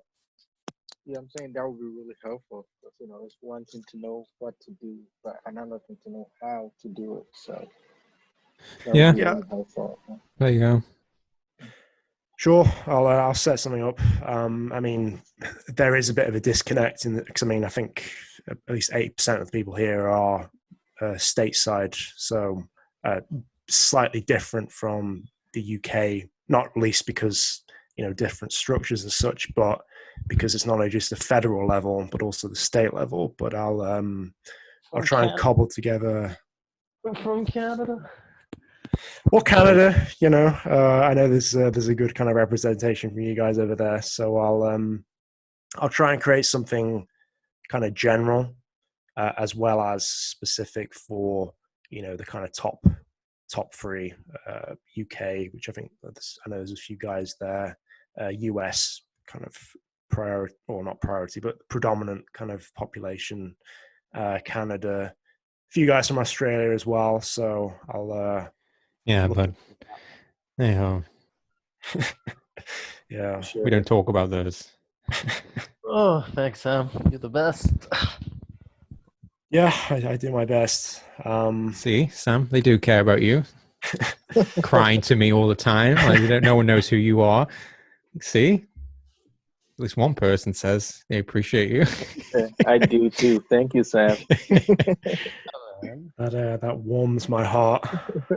Well, that might be the alcohol speaking, but yeah, I'll do something. I'll take care of you all. I'll take you under my wing. So Yeah. forth. Anyway, back to me. Back to me, guys. Come on. Any questions on the actual subject of this call? No, please. Anyone? I have a question. Another one. How, in terms of like actually building out the whole system of sending out those emails and stuff, how much do you actually use this knowledge to build out the system? Like, at what point does it become relevant? Is it only when you're building it, or do you kind of need to constantly refer back to these things and keep updating them? What's the jam over there? Well, knowledge is knowledge, isn't it? Like, the whole point of me being able to explain to you the specifications of a recommended email system, I have to explain what every single one of those variables are in question, and thus the pros and cons in relationship to each surrounding variable, in order to give you in my opinion, a comprehensive understanding of what that even means when I say email system. Because most people just lax on it and rely upon your own intuition and your own secondary research of these things. But I'm not like that. I want to be able to give everybody a good foundation on what all of this stuff means, like a real education, not just a click, do that, buy this system. Here's a list of third-party ESPs that I use. Why are they the best? Oh, I've tested them all, and you should take my word. No, I don't want to do that.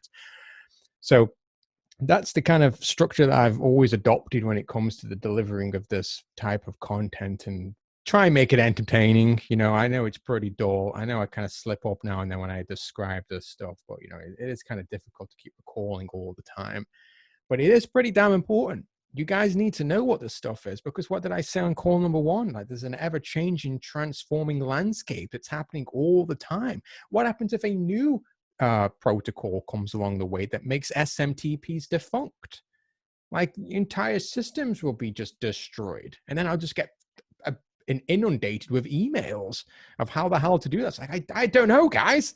Recall back to what I said. I'm trying to figure it out myself. It's like I want to teach you guys on how to like learn effectively, be critical thinkers on these contexts, so that then you can go away and then formulate your own schematics of when I say email systems. By the end of this boot camp, we could have 25, 30 different email systems set up from each and every individual person, because each and every individual person is totally unique and has different assets, different goals, different ambitions, different levels of experience. But you all jumped on this from one means of another because you wanted to understand and get that result. But ultimately, to get that result for you, you need to understand the fundamentals.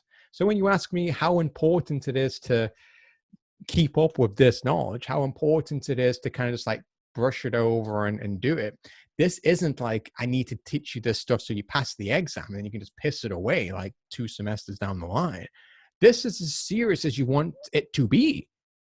that's kind of what it is. It's if you want to get good at email, if you want to understand it, if you want to actually adapt it and get to the super affiliate level, then you've got to know this. You've got to know it exists so you can begin searching it, YouTubing it, exploring it, writing notes on it, designing your own systems. That's how we fully, at least for me, indoctrinate myself into an ecosystem of learning something new.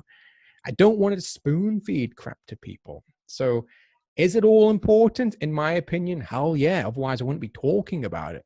Everything I haven't spoken about is irrelevant to me unless I'm going to be covering it at a later point. But yeah, that's just my style of learning, or at least my style of teaching as well. And I could be biased in that regard as well, Bruno, because I like to learn everything from a fundamental basic levels, because I'm an idiot, believe it or not. I don't know how to, when you asked me what an SMTP was, like when I first started, I would just cry in your lap. Like, what is it? Please just do it. But I understood, again, from my own philosophies, that no one in this world's going to do fuck all for you. You got to do it all for yourself. You got to learn it all yourself. Because if you can't do it, then that's it. You're fobbed off. It's whatever now. No one's going to care. No one's going to do anything for you. So you got to do it yourself. So this is my kind of like teaching my children, teaching my little Jordanian army, whatever the hell you want to call it, smash that like button, guys, kind of crap. I want to help you as much as I can. And this is the best way I've felt to kind of do it. Now, your appreciation of the importance of something is totally up to you. At least I'm doing it this way so I can sleep at night knowing I've done my best, and you guys can at least know something exists. Do whatever with it, wherever or not that helps, man. Like, there is no more thing that's important than the others. And if that's more so your question, what's the most important thing when it comes to this? I need context of that question. Inboxing on this particular domain, sending times, the differences between HTML legalization and plain text legalization, the differences between leveraging multiple SMTPs, or the requirements per domains that you need to be sending emails out, or if you're using ESPs, like what's each domain's maximum requirement for like sending capacity, because those are different as well. All of those things are pretty damn important questions. And of course, we will be answering those as and where. But if you didn't have me, you needed to know that SMTPs are, a legit thing, and they're whatever. And you also know that each are different. Now you can do your own independent research and discover that, okay, Gmail's level of sending emails is totally different to Yahoo's, and so on and so forth. So you can make and change and develop strategies in accordance to this newfound discovery that you discovered on Google support forums or Yahoo's Postmaster technical documents or whatever the hell. But yeah, it's a lot of crap. It's a lot of stuff to kind of throw out there and do whatever. But I'm pretty sure you guys kind of get where I'm coming from with all of that. But you won't be left alone. There'll be no stranding people. You should, at the end of this, as long as you get the transformation, a minimum worst case scenario, we can build from all of that, because there are no time constraints unless what we put on ourselves. Everyone works at different spaces, rates, comprehension levels, goes without saying. But as long as we all are moving in the right direction and we have a good toolbox with us and a good support structure around us, hopefully what this community turns into, we'll be good. We'll be sorted. We'll be pretty happy. Or not. Whatever. I suppose there's the value of the group as well. Like you said last time, most of you probably won't start until the end of the last call. So obviously questions will pop up when you begin. So those specifics can be aired in the group, and not only can they be answered at that point, but, well, I suppose it helps other people that are going through the same problem. So keep that in mind from an ongoing perspective.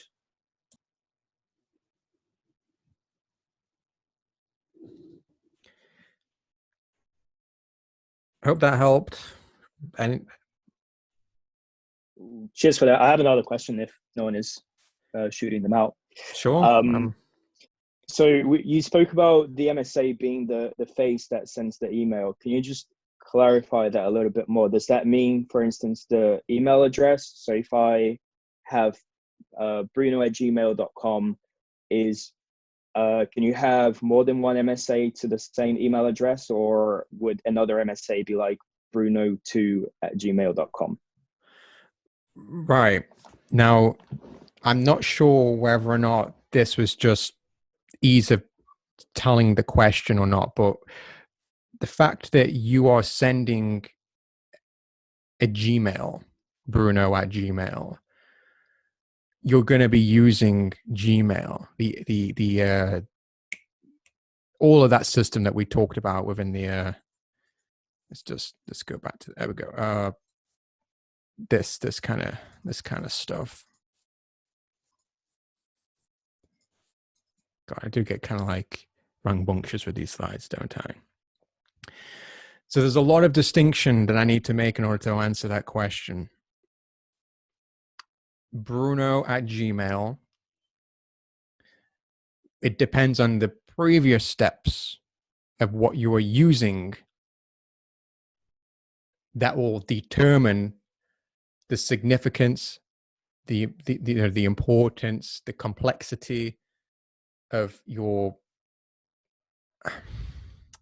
the face of that email when it goes out there, when it is seen by the recipients. If you were using bruno@bruno.com, you can appreciate immediately that's significantly different from bruno@gmail.com. But in accordance to, it only becomes important depending upon whatever your goal is. So let's apply a goal to help talk this problem through. If we wanted to send mass emails without getting red flagged, if we wanted to, under the constraint of a low budget, let's make it even more complicated for me. If we have a low budget, we're going to have either few or no independent dedicated systems to do this delivery sending for us. So we could leverage the email service provider, Gmail's free accounts. And we could have Bruno1@Gmail through Bruno100@Gmail. Theoretically, don't do this. Theoretically, the face of this. But we understand with every one of those Gmail accounts is in respect a face. Are we with me so far? And the mail delivery agent, the mail submission agent, all this other kind of crap, all of these little red boxes are all independent in relation from Bruno1 for Bruno100 at this point, even though they're probably all on the same SMTP. But why would you want to have 99 other Bruno accounts in this regard? Well, what did I talk about? Having particular rules and particular sending limits that are predicated by the previous step over here, the simple message transfer protocol, your SMTP. Gmail could have 200 emails sent per hour. Anything more than that won't work, or you'll be flagged, or you'll be destroyed. Simple as. So what you could do, and we're finally getting to the actual question now, what is the significance of the severity or the importance of having multiple mail submission agents, multiple faces?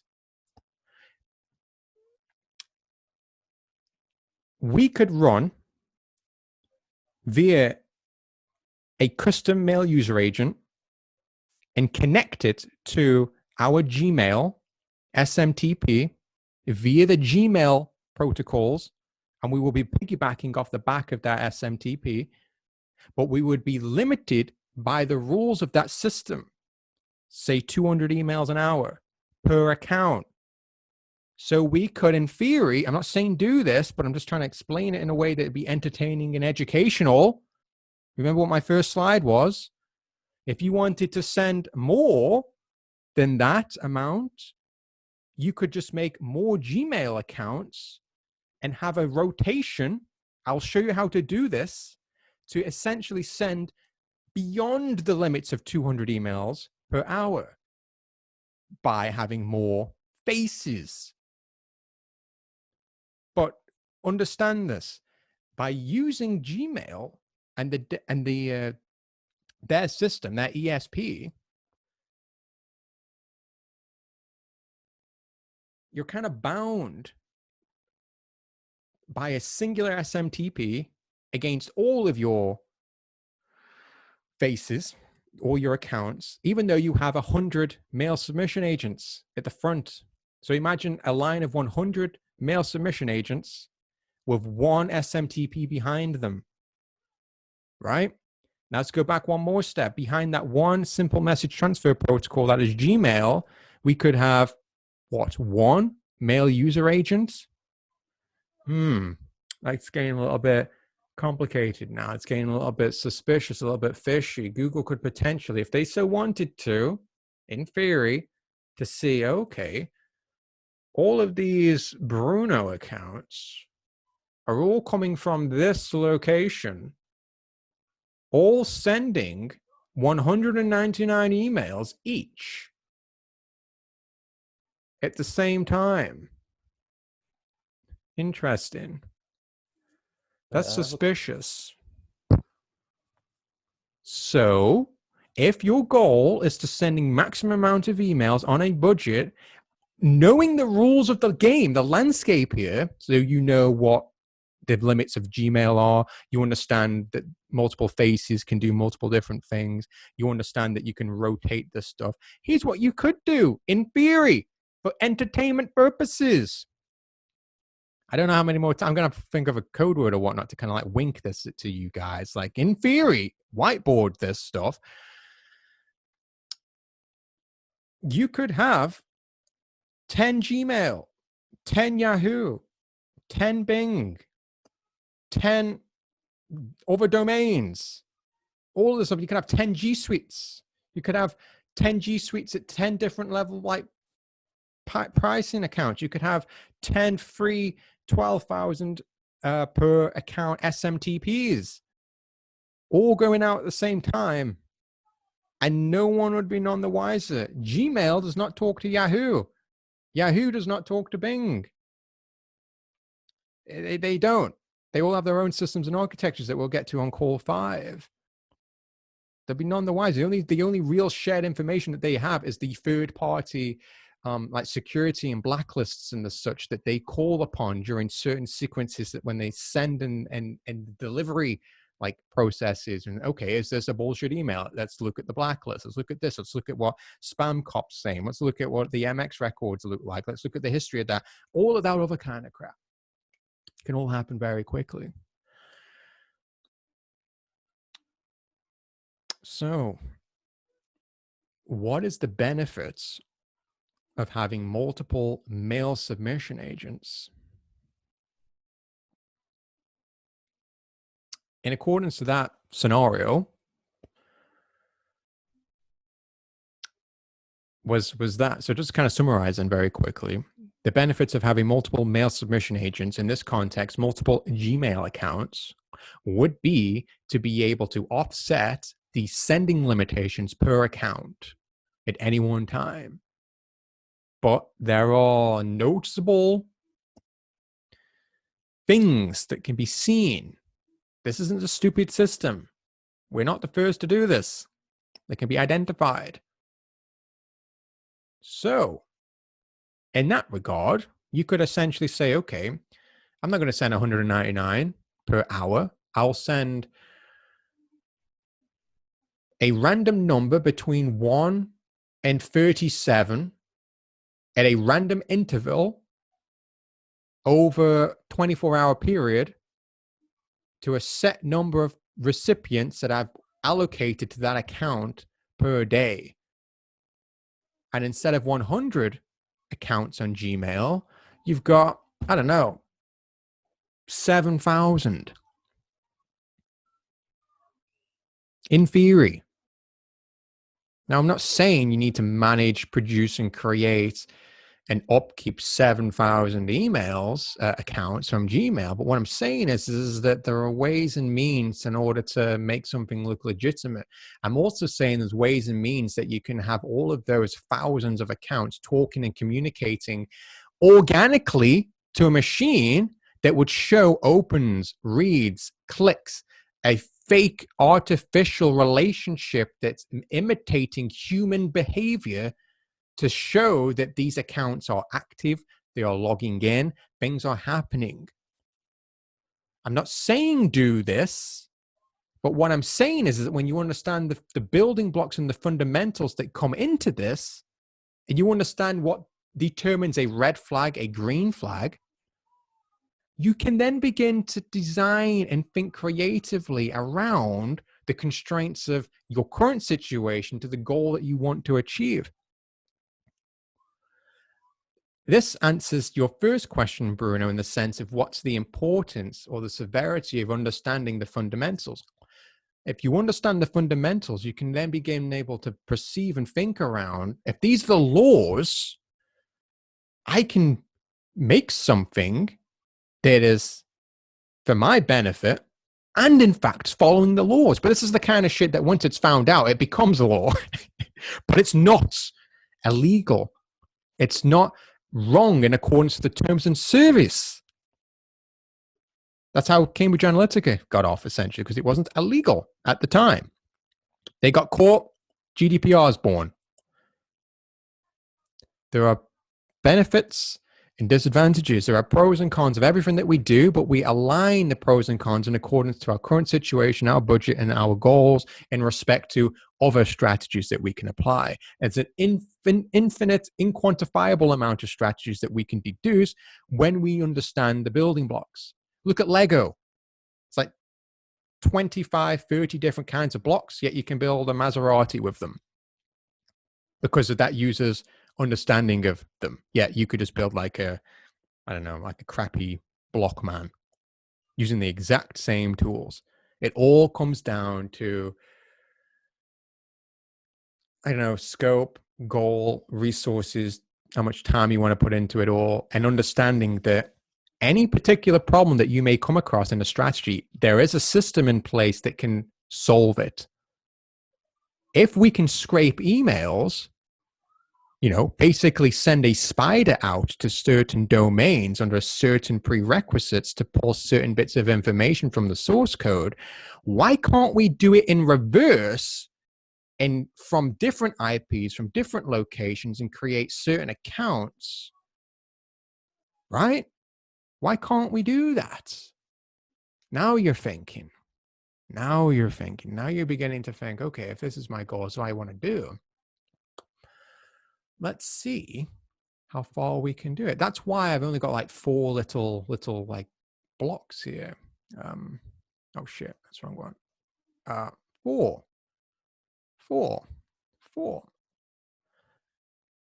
This may have been perceived immediately when you saw it as, my God, shoot me right now. But hopefully at this point of the conversation, you're now beginning to break down each of these elements and think it doesn't look that complicated.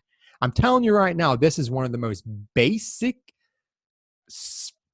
like schematics that I could have shown you. And I was debating whether or not to even show you this because I was scared I would scare you. But hopefully by now you're beginning to think, okay, what if I have like 50 different mail user agents all connected to a collection of 1 to 500 emails that I'm going to purchase off some black hat site, aged, used, that's going to mimic and have SKIM registrations of aged domains I've purchased. I'm going to bounce it through that, and then I'm going to use all of these free SMTPs connected to those aged domains, all with their own locations, or with verified legitimate or ticks and boxes. I'm going to then connect all of those to, I don't know, let's use Gmail again. You seem to all keep falling back on that one.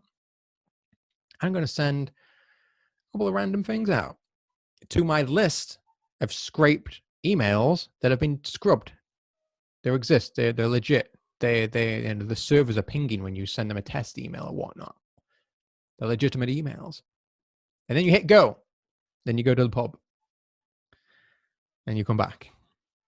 And you found out that you've inboxed 17,000 people. You've had 6,500 opens. You've had 4,000. No, that's kind of rough off. Let's say you've had 2,000 clicks. 2,000 people hitting the page, and you've had, I don't know, 180, 250 opt-ins. All from one blast. A blast as in like the colloquial air quotes, like childish, guru-y, non-sophisticated way of saying the word. But when you obviously, when you say that word, you know that this is the thing that you mean. A blast. This whole thing running one full iteration.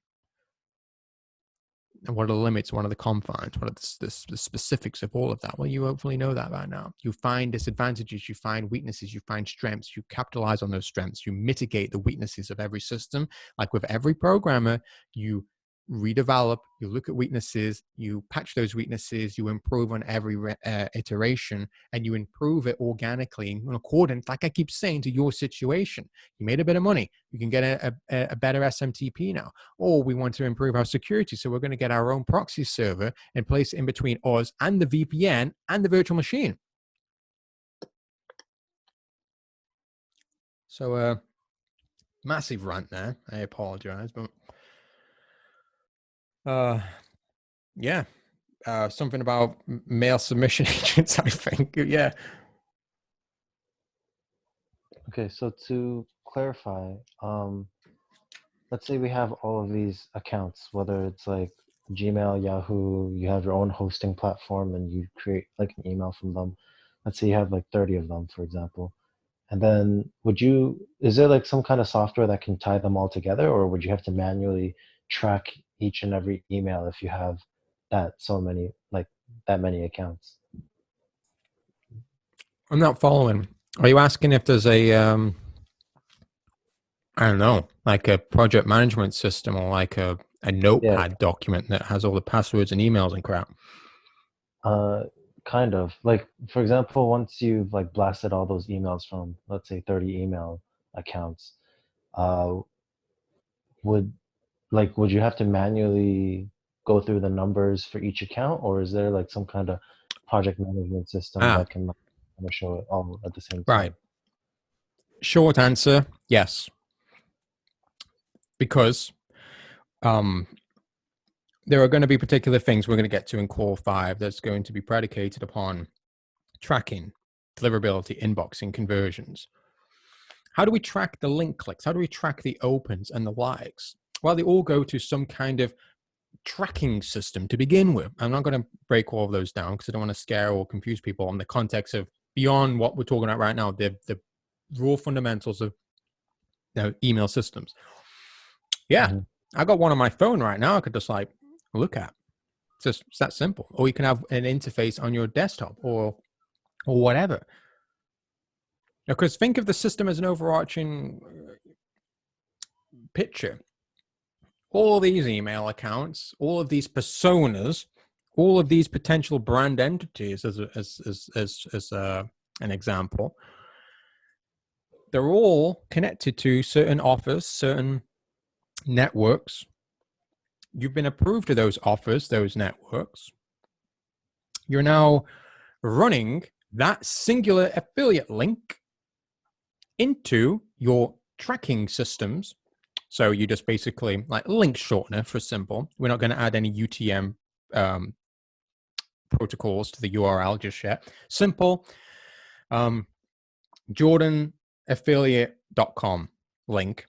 It goes to their buymyfootball.com site, whatever. That link is going to be unique in all of your accounts, all of your emails, right? So therefore, if that variable is consistent across all of those accounts, therefore, you're going to be able to measure in accordance to the amount of sends during the time period that you're wanting to track and monitor to the amount of clicks that have successfully transpired and so on and so forth. That's just like having just a simple, I don't know, a Bitly account or some crap like that. If you want to treat it simply and basically, you'll be able to track it all from that perspective. But if you're looking at it from an overarching perspective on account management for your 5,000 emails, there are simple and complex things for that as well. But the most simplistic, basic way to look at it is just having, say, I know, like a LastPass, Chrome extension, and having a VPN to making sure that you're not logging into 5,000 emails accounts or from one VPN or from one location, or having multiple logins from multiple locations simultaneously. There's a set of rules and methodologies to follow to do that, but it's pretty simple when you get into it all. And if you do it correctly, though, dude, you're not going to be starting with 10,000 emails. You could start with 50, 30, 20, and then just take the two corners of the square and start scaling it proportionately. Add 50 more emails. If you make one email account every day for a year, 365 emails. There you go. Get a Starbucks gift card every day for your birthday. Yeah, there you go. Now you're thinking. True. But you wouldn't do that, would you? Because you're an ethical email warrior. Hell yeah, fucking Jordanian army right here. That's right. Smash that like button, guys. Subscribe. Buy my merch.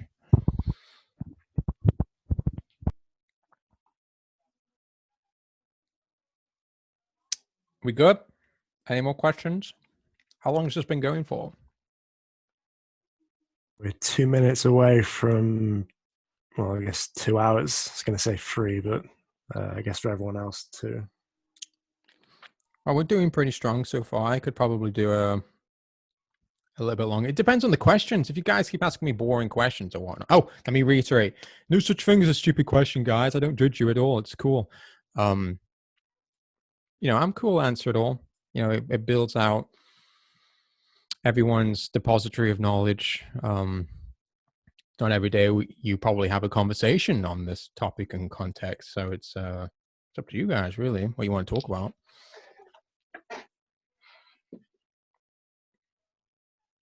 Oh, I thought Damien was asking a question. I just joined. That's all. Just muted him. Anyone want to jump in? Have a question? Nobody? Anything? If I can't answer, I'll just say I have no fucking idea how to do it. I'll be upfront with you.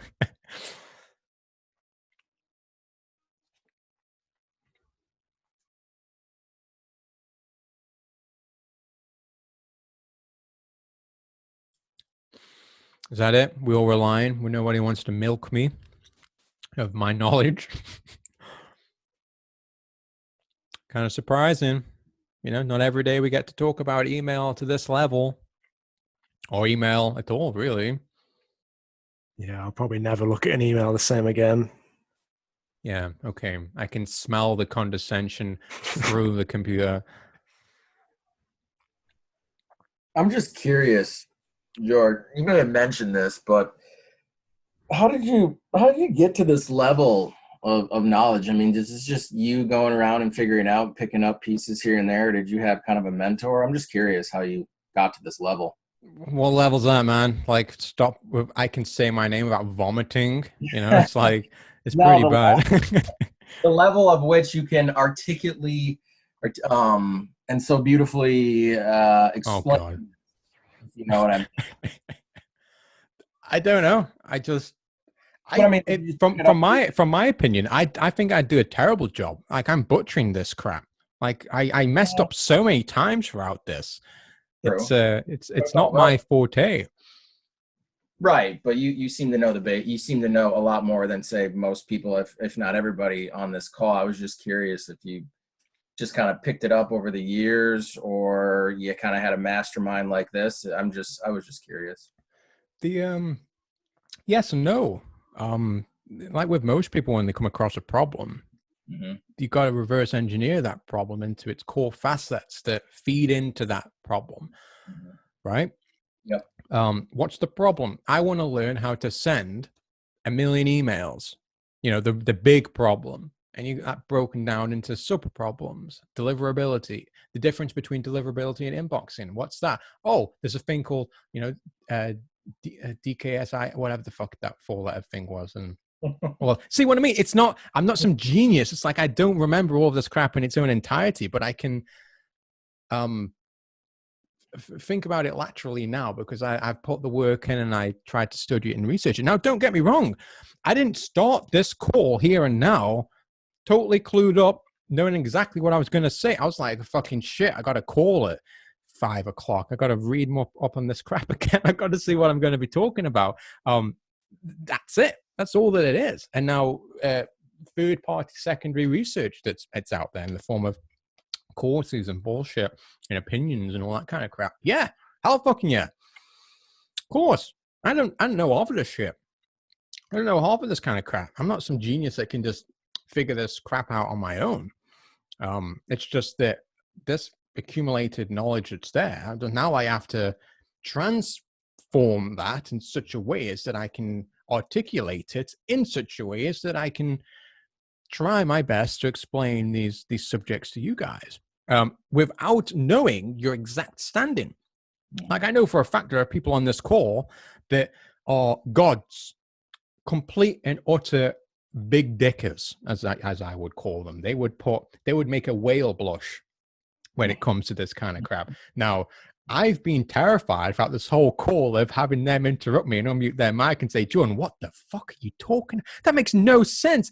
But they haven't yet, out of either politeness or whatnot. But I'm taking it as that they didn't immediately, that it kind of makes sense. And even if I describe something wrong, the overarching context is there for you to have I don't want to say a qualification on this topic, but a discovery that this thing exists that you can do your own independent research on, just like I did to put together this methodology and develop that flow chart that you're looking at right now on the screen. That's mine. I put that out there. I had to develop and produce all of that kind of crap. But the underarching foundational knowledge to do that, it's been there since the 70s. Right. That's all. But of course, you can take that information and apply it to your unique goal in consideration to your current standing. That's it. That's all I tried to do. So, can I name names? Can I say that guy, this guy, ripped that guy, modified that guy, fucked that guy, did this, whatever. I have a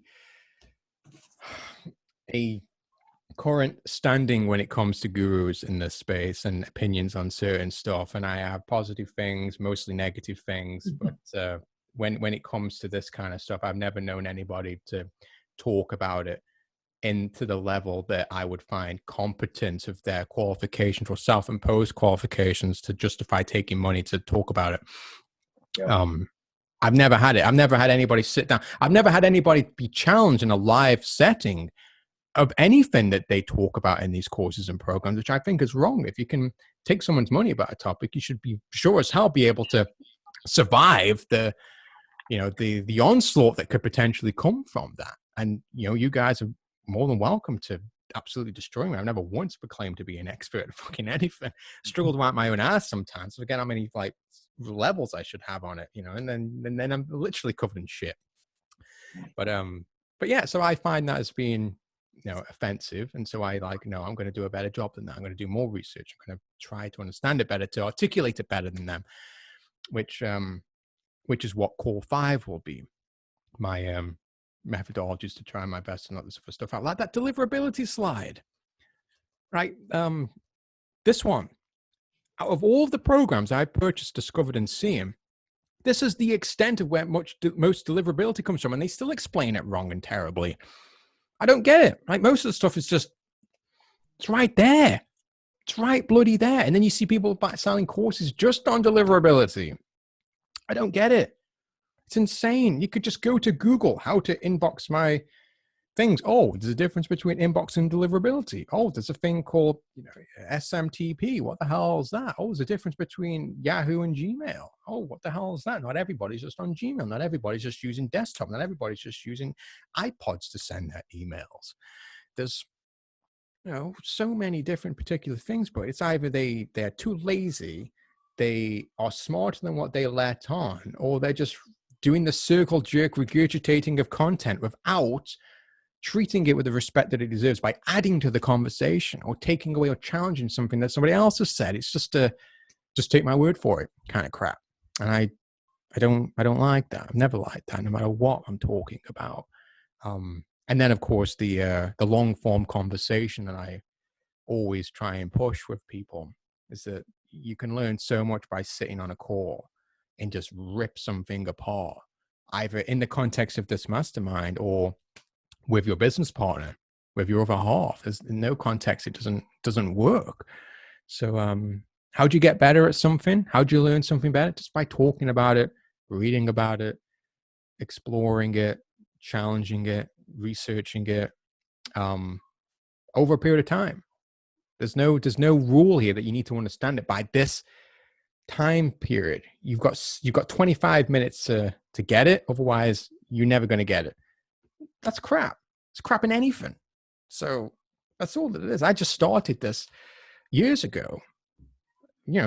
From most people on this call and being introduced to it for the first time here and now. Who knows? 2 weeks from now, there's could be people on this call right now that I'm learning from. There's no student mentor-y, guru-y type relationship here. It's just like, hey guys, look at this crazy shit over here. Let me talk about it for fucking 4 hours. And then like, that sparks these brain farts in you guys. And then before you know it, I'm buying your bullshit courses or whatever. And just to learn how you interpreted this information for the goal that everyone has, at least everyone here, of making money, the universal goal. So I do have a habit of talking bullshit and talking for a long period of time and ranting and all that kind of crap. So that kind of helps with this kind of context for this kind of crap. Radio, that is, whatever. But I think I answered your question. I can't even remember now. But yeah, I think. No, you did. I appreciate it. Sure, man. How about help? So, based off of like your trial and errors, how many? This is like a very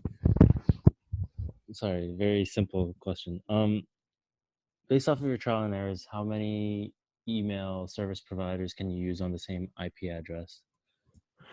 How long's a piece of string, man? It's not a matter of how many emails you can use. It's based upon the use of those emails. You with me? There's nothing stopping you from creating 20 million Gmail accounts for the rest of your life, other than, I don't know, if that's what that time. Yeah. Well, I would there think you go. Gmail would catch on, wouldn't they? Would they? If How many pay, people are being born a day? How many people are turning 16 per day?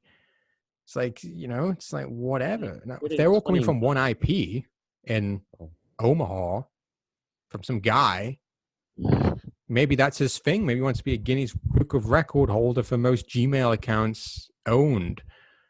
Maybe he wants to like create every possible variations of a Gmail account and then own the world of Gmail accounts. Who knows? Who the fuck knows? But Google can't say it's wrong. I'm not sure whether or not there is in the T's and C's there's 4 emails per person, but how they get around that is phone verification, SMS verification, those particular things. Or if you've ever tried to scrape a Google search results, it'll ask you to click on a captcha or to prove that you're human, and so on and so forth. So there are little things like that. But to answer your question, how many email service providers can you have connected to an IP? Irrelevant. As many as you want. If your question was how many email service providers can I use to send emails, that's in the Postmaster terms and conditions or help files for each particular domain or ESP/ISP that you're using. For Google, I think it's like 200 an hour. There you go. Would it be better to have like an @gmail.com or like an @sambacon.com? Like, Up to like a you. more, What do you want to use? What's your goal? I mean, it'd be more expensive to buy a professional email, but I would If you assume say so. Guess how much it costs me to make an email? I don't know. Exactly. You're making assumptions. No idea. You know, it's like, you know, don't be not- careful you don't do that. Yeah. Cost me nothing. Depending upon your hosting provider, it's like it used to be for free, but now they've like limited it to like certain quadrants, like 25 per host or whatever the kind of crap. It's whatever. It's whatever. But anyway, yeah. So the question.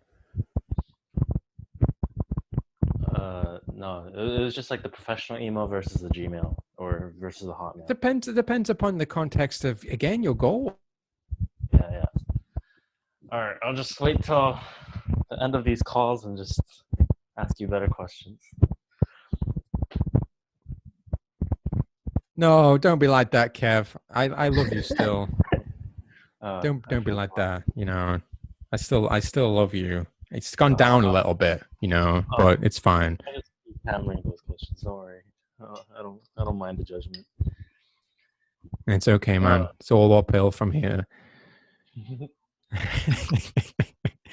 Don't worry, man. You're taking initiative. You're taking all the boxes. You're taking advantage of the opportunity. You're asking anything that you possibly want. I say, fucking hell yeah, do it. You know, by all means, there's no such thing as a stupid question in any way, shape, or form. It's just not. Period. Get as much value as you can. Take whatever you can from me, and then just, you know, suck all the life out of it and fucking use it to your own benefit. By all means. Cool.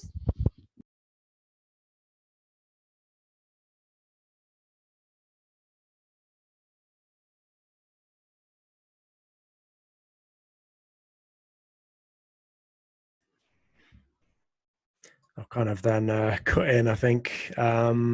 Yeah, because I think a lot of you will kind of preempt the previous recordings and the supporting documents that were promised, so to speak. Like was kind of mentioned in the group, working on a kind of portal for that. So expect that, I guess, minimum by the end of today, at the latest at some point tomorrow. We'll obviously shoot for today. So everything will kind of be on that portal, whether it's the previous recordings, including the first one, and the supporting documents that made reference to that. And if anything kind of looks unusual, hasn't been covered, then know that will be covered at some point within the coming calls. So look out for that.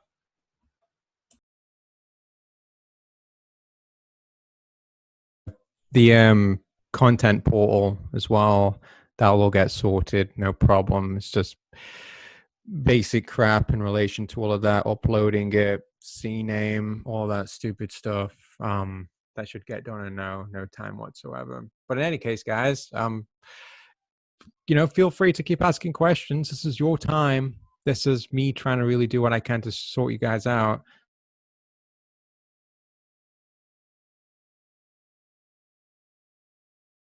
Was that a question, Matt? You ready to go? You unmuted yourself. Are you about peace out? What's going on?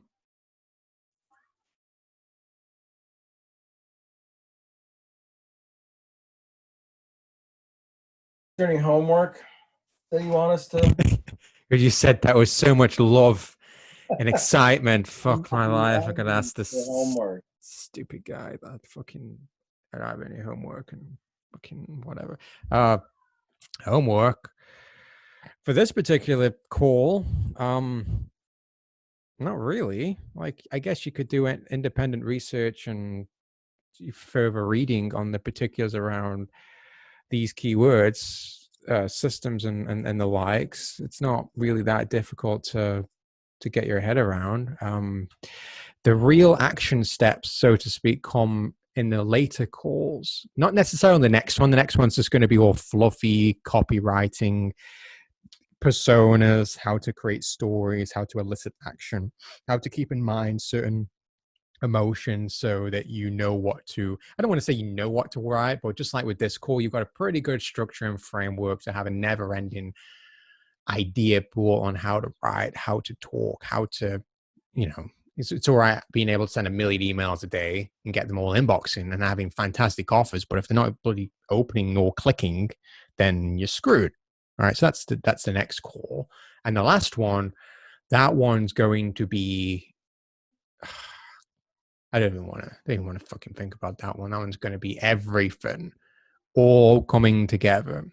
The processes, the promos, the sending, the schedules.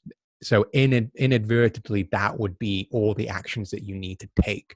But for this one, any particular actions, I would fall back on the ones I said on the previous call, talking about building an entity, establishing more offers within your offer development database, finding more offers, finding more networks, developing yourself into these are the offers that look pretty good. It's pretty good value propositions here. These are pretty good, blah, blah, blah.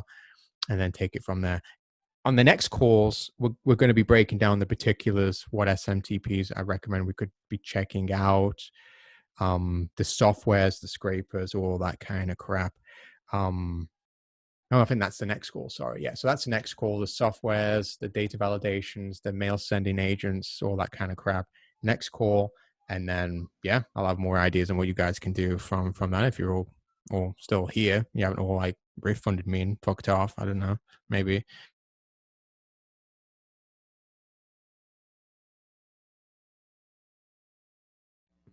Cool. Is that it? We good? Anyone wants to ask one last question on this in the hopes of we never potentially talking about it ever again? I got one last question. In terms of sending out the emails, say for instance you're getting a jordan@gmail.com, say like you're reaching out with I don't know, like dog food sort of coupon, but if you send it out from jordan@gmail.com rather than pedigree or like dogs food sort of .com, people are more likely to trust sort of dogsfood.com than jordan.com. How do you get around sort of tailoring, having so many emails and tailoring it to like each sort of specific offer? Or do you not do that? Do you just send it from like a general name and people tend to open it anyway? How do you know that having pedigree@gmail.com is better or worse in context to actions than bruno1@gmail.com? Or is that the question? Sorry, my audio just cut out. Can you repeat that? The initial assumption or bias in the start of your question, you're assuming that having an email or domain that has something relevant to your offer, service, or product will infer authority, expertise, or confidence in this being legitimate, or encouraging more clicks or more trust, thus more clicks and thus more buyers. That is predicated on what? That's like just an assumption that's backed by That's an assumption. No, it's not backed by anything. It's just assumption. Right. So with that in place there, whether or not it performs or not performs, moving on to the second part of your question, how do I manage all of that irrespective? These are my dog food emails. These are my Brazilian butt implant emails. These are my whatever the hell emails. That's predicated on data or an assumption that we don't even know is important in any way, first off. So be careful of not devoting resources or time to a series of actions that are predicated on just that, an assumption, because it doesn't really mean anything. What have I always kind of like pushed and said when it comes to this logic of this internet world? No one gives a damn about you. No one cares about you. They care about themselves. They care about getting that 15% off coupon for that dog collar. Are they going to use it for their dog, their cat, their husband? Who the hell knows? You don't care as long as they buy the bloody thing. It's the same relationship here. So just be aware of that initial conundrum when it comes to those particular things. So that's answer part number one. Part two, how do you manage it all? same answer that I gave to Kevin way back when we was talking about how do you manage all of these particular accounts. In whatever order, detail, and structure that you so choose to use, you could have a dedicated manager that handles all particular niches in a particular offer database that you have. You could have Sam that does your health stuff. You could have Jerry that does your fitness stuff. You could have Sarah that does your food related weight loss stuff, and all of those in that singular market structure. And they could have access to 5,000 emails in all of them respectively. That's, so whatever. Now, how do they access all of that? Totally up to you. You could have a notepad. You could have these other additional services that manage all of these particular emails. You could have your mail user agents. You could have one per niche. Like we'll show you when we get to the software stuff, I think in the next call, that you could have, say, one mail user agent or a file of mail, or I'm getting tongue twisting myself here. Within a singular mail user agent, you could have a folder structure with niches. And in those niches, you could have your emails associated with those niches. And then when you go to compose an email, when you're ready to send it or send it to your SMTP, you could indicate to your SMTP via your mail user agent to only use these email rotations in your mail user agent. Which emails within your mail user agent, it's connected to which SMTPs. Well, you're going to do that predicated on the niche that you've identified or the data that you're testing, whether or not pedigree, Bruno dog pedigree one at dogpedigreebruno.com is a valid test to kind of see, and then you just weigh up the odds to do all of that.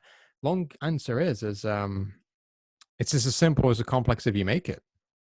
Really, like I said before, we're not going to start at 10,000 emails in the depository. We're not in any way. You could create 5 email accounts in Gmail theoretically and get the capabilities of sending 1,000 emails a day theoretically, right? Like no real problem there. Like it is still doable, and we can send emails at the rate of which we can identify vetted emails.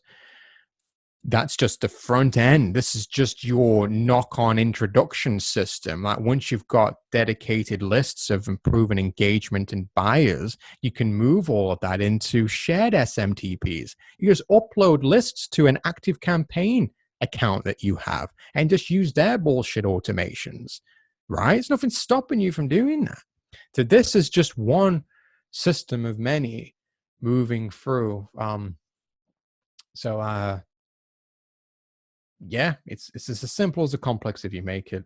There's no real difficulty when it comes to managing accounts other than just having, like, I have notepad documents in a folder. It's that simple, like passwords and usernames. It's just that. It's as simple as you can. Could I have a system that could integrate CRM systems with dedicated representatives of the email account that they're using? Hell yeah, you could. Is that worth it? Can I be off? Fuck no. Do they care? No, they care about the 15% off discount for fucking dog food. That's what they care about. That's it. That's all they bloody care about. Period. So, the only thing I would say that you would take, it would be important to measure and to record would be what accounts send what emails to what users and not mixing those up. Keep track of that. So that's pretty much it really when it comes to that kind of crap.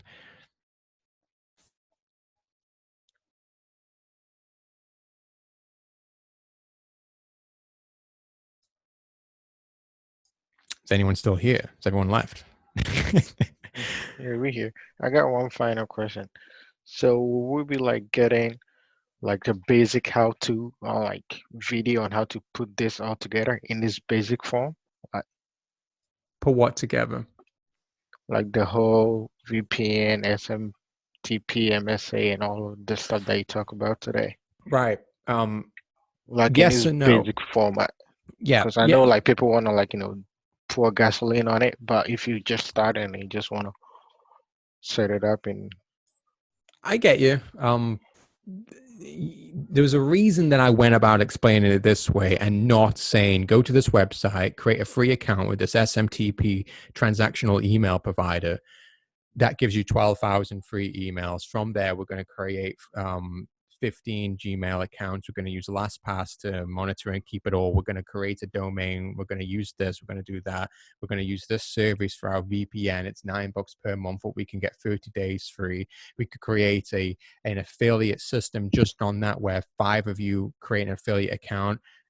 And they recruit the guy next to you, and then you all get 50% off on that. So we're going to set that up, and then from there we're going to begin writing email one after we've got the. Yeah, of course I could easily do that, but would that be as valuable as explaining the core fundamental of what this stuff actually means, and then you actually know how to build the stuff yourself?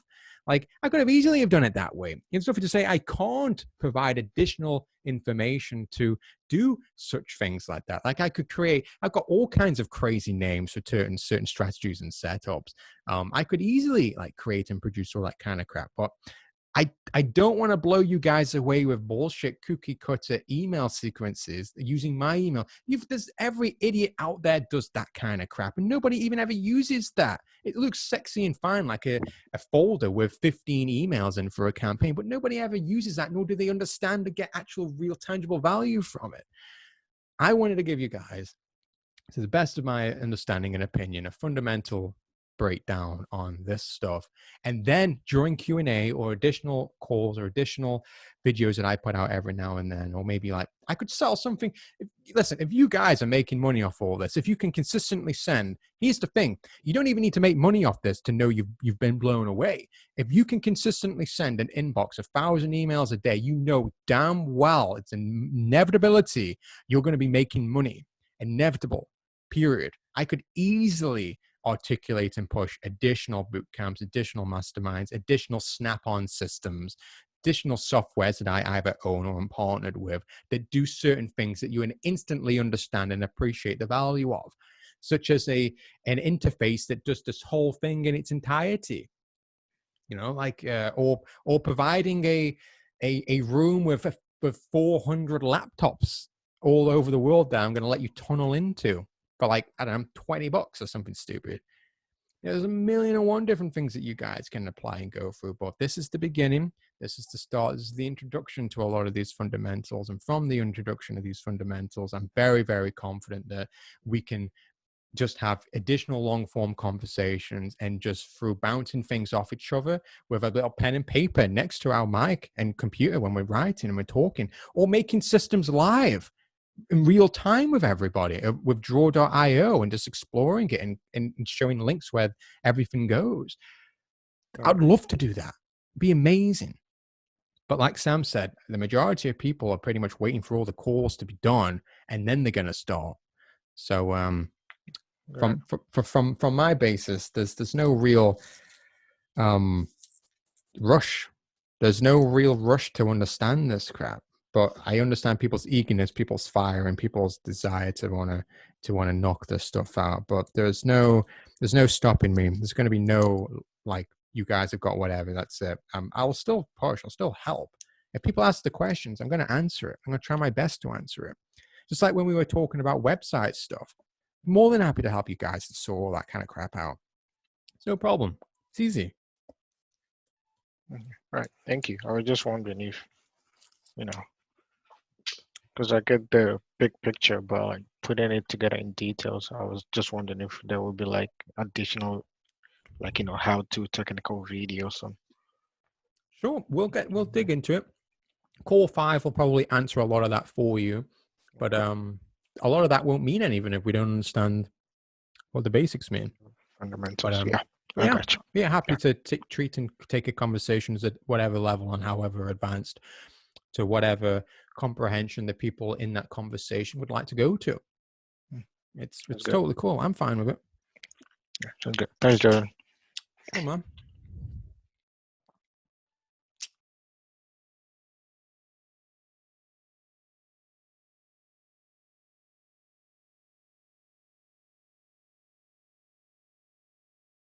Right, I'm going to push it for another 10 minutes to round it off. And that should give us a good, what was it, 4 hours? 3 hours? Another nice big call. So let's say, for example, you create a new Gmail account, and then I'm assuming the daily limit to start off is like, well, you said 200, but for like safety issues, I'll do like, let's say 50 to 100. Right. And then after that, scaling wise, like what is the potential there in terms of, let's say 3 months down the line, what is like the number of emails you can send once it's like more warmed up? Okay, so Or this question's kind of irrelevant in a way. It's just more like strategy things that I'm like really interested in. But I think it's really just waiting for call 5. But yeah, this is just a question. So here's the thing. The agreement that you sign when you make an account with Gmail, again, we're using Gmail a lot in this context. There are more right. ESPs than just that, but I get it. We're just talking Gmail for the sake of this question. Mhm. I pull 200 emails an hour out of my ass. I think it's around that. It could be 200 a minute, 200 an hour, 200 a day, right? It's what it is. And we also understand, common sense wise, sending 199 emails an hour or per day or whatever limitations is, technically within the T's and C's, but is that normal human behavior? Because Right. now we also have to consider ourselves that this is a normal, personal, non-consumer email, right? Person to person, one to one. How many emails do you send, I don't know, your friend a day? You probably send little to none. It doesn't work like that. Society's moved and transplanted from email to text, instant messenger. It's never really used as a form of a back and forth anymore. It's usually just to transplant a few files or a few whatever. You've got a link to send, you just IM it to somebody. So large, frequent back and forths to more than, I don't know, 5 accounts is a massive red flag. So you thinking, okay, I'll, because there's no limit to amount of friends that you have. Google will never know that, right? Right. So if you start out with sending it to, I don't know, 10 emails a day, taking it from there, then 15, then 20, then you check it out. What's going on? What's the reputation of my, that's another thing as well. It can be kind of difficult to identify your individual reputation when you're using a shared SMTP with an ESP. So you never really know. It could just be black flag immediately, but we'll get into what's known as seed lists and seed accounts in order to measure performance of campaigns prior to sending in Core 5 in order to determine these checks or if it's okay or safe to scale at different proportional amounts that you're either sensitive to or prepared to do at this point. But fuck, I forgot my trail of thought now. What were you asking me? What's a proportional amount to grow by or to send by? Is that what you? Yeah, but I felt like the tangent you were going on was much more fascinating to me. But yeah, that was the basis of my question. Was really like I guess how, in terms of scalability, like progress wise or speed wise. Yeah, like here's the thing. Like I don't want to say, okay, everybody, go and make 5 Gmail accounts for tomorrow. Make 5 Gmail accounts that have fake names and 4 random numbers in, right? Then come back tomorrow and we'll connect it all up to a mail user agent and we'll do the SMTP connection and protocol connection on that call live. I don't want to do that because not everybody's situation is going to be the same. And that's kind of spitting in the face of what the potential could realistically be, because that's nothing. That's crap. That's abysmal. We can do so much better than that. So much better. So, but that's not going to just take away this potential strategy of what that could be for somebody that wants to spend anything. They don't want to spend anything. But it's like, who am I to say what's good or what's bad in accordance with what you want to do, for one. Two, if you want to do that, yeah, sure, do it. I'm gonna stop you. And three,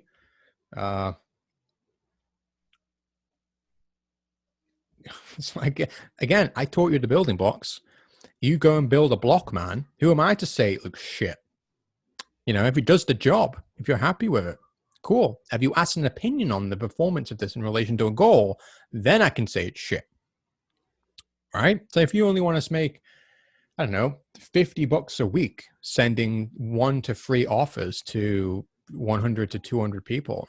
If you want to develop and nurture and create a very, very small list within a particular niche with the initial introduction starting strategy by scraping and contacting them, by all means, do it.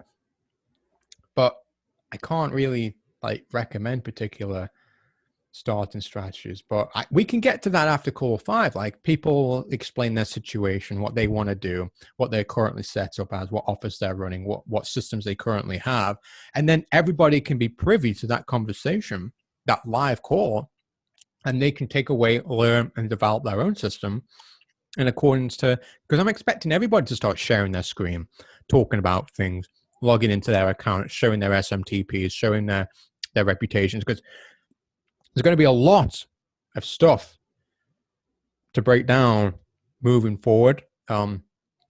These calls are a speck on the back of where everyone's personal development and the directions and the routes that they're going to be going down during this email shitty journey. Like I keep fucking saying, just by knowing this, you don't even need to do affiliate. You don't even need to do any of this kind of crap. You could sell the knowledge as a email consultant or specialist to anybody on how to do this. It's pretty simple stuff, but you know, it's difficult to explain this kind of crap. But once you get it, you'd be a fucking Jedi, be a fucking god when it comes to email. And email isn't going anywhere anytime soon. I'm pretty sure of it. It is dying slightly, but that's just because of the new generations coming up. But it's still used predominantly via big business, transaction emails, notification emails, MapI integrations. A lot of businesses still value and perceive the value of email. So therefore, there's always going to be bread on the table if you can talk the talk and actually perform the perform.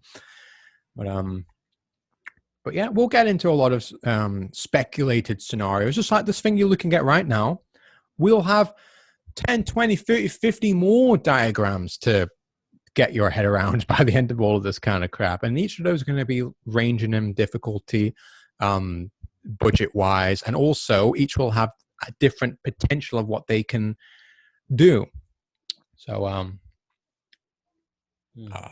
yeah, this is just like looking at an electoral diagram, and I haven't specifically told you what diodes and transistors to actually use within the diagram, but you understand that's a transistor, that's a capacitor, that's an on-off switch, and now you can do whatever with it. Oh, okay, I'll add another capacitor, I'll add another on-off switch here, I'll have another relay there. You can do all that other stuff under your own accord, and that's where I want to go. That's where I want to push it.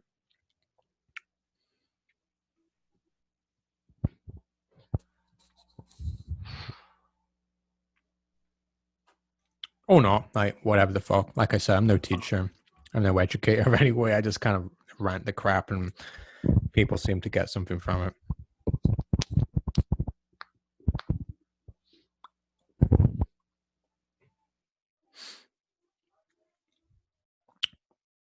We got 4 minutes, peeps. Is that enough time for one more question? Surely, out of everything here, there's at least one more question before we head off.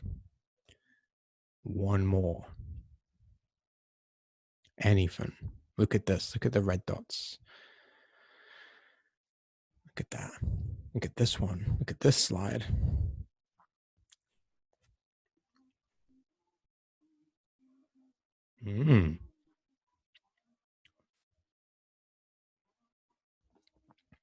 Or not. Well, I could just end it right here then if you guys prefer. I don't know what's going to happen with the recording of this. Like Sam's probably just going to take it and upload it to the content portal and add you guys on over as and where. It's going to be that NDA thing. Remember, that's connecting the two just to kind of like further protect myself moving forward, because you're starting to see why I've been so crazy when it comes to the legal stuff, because I know some of you fucking guys are going to be like, I'm going to print as many 3D guns as I possibly can now. Screw you guys. You know, it's like, Jesus wept.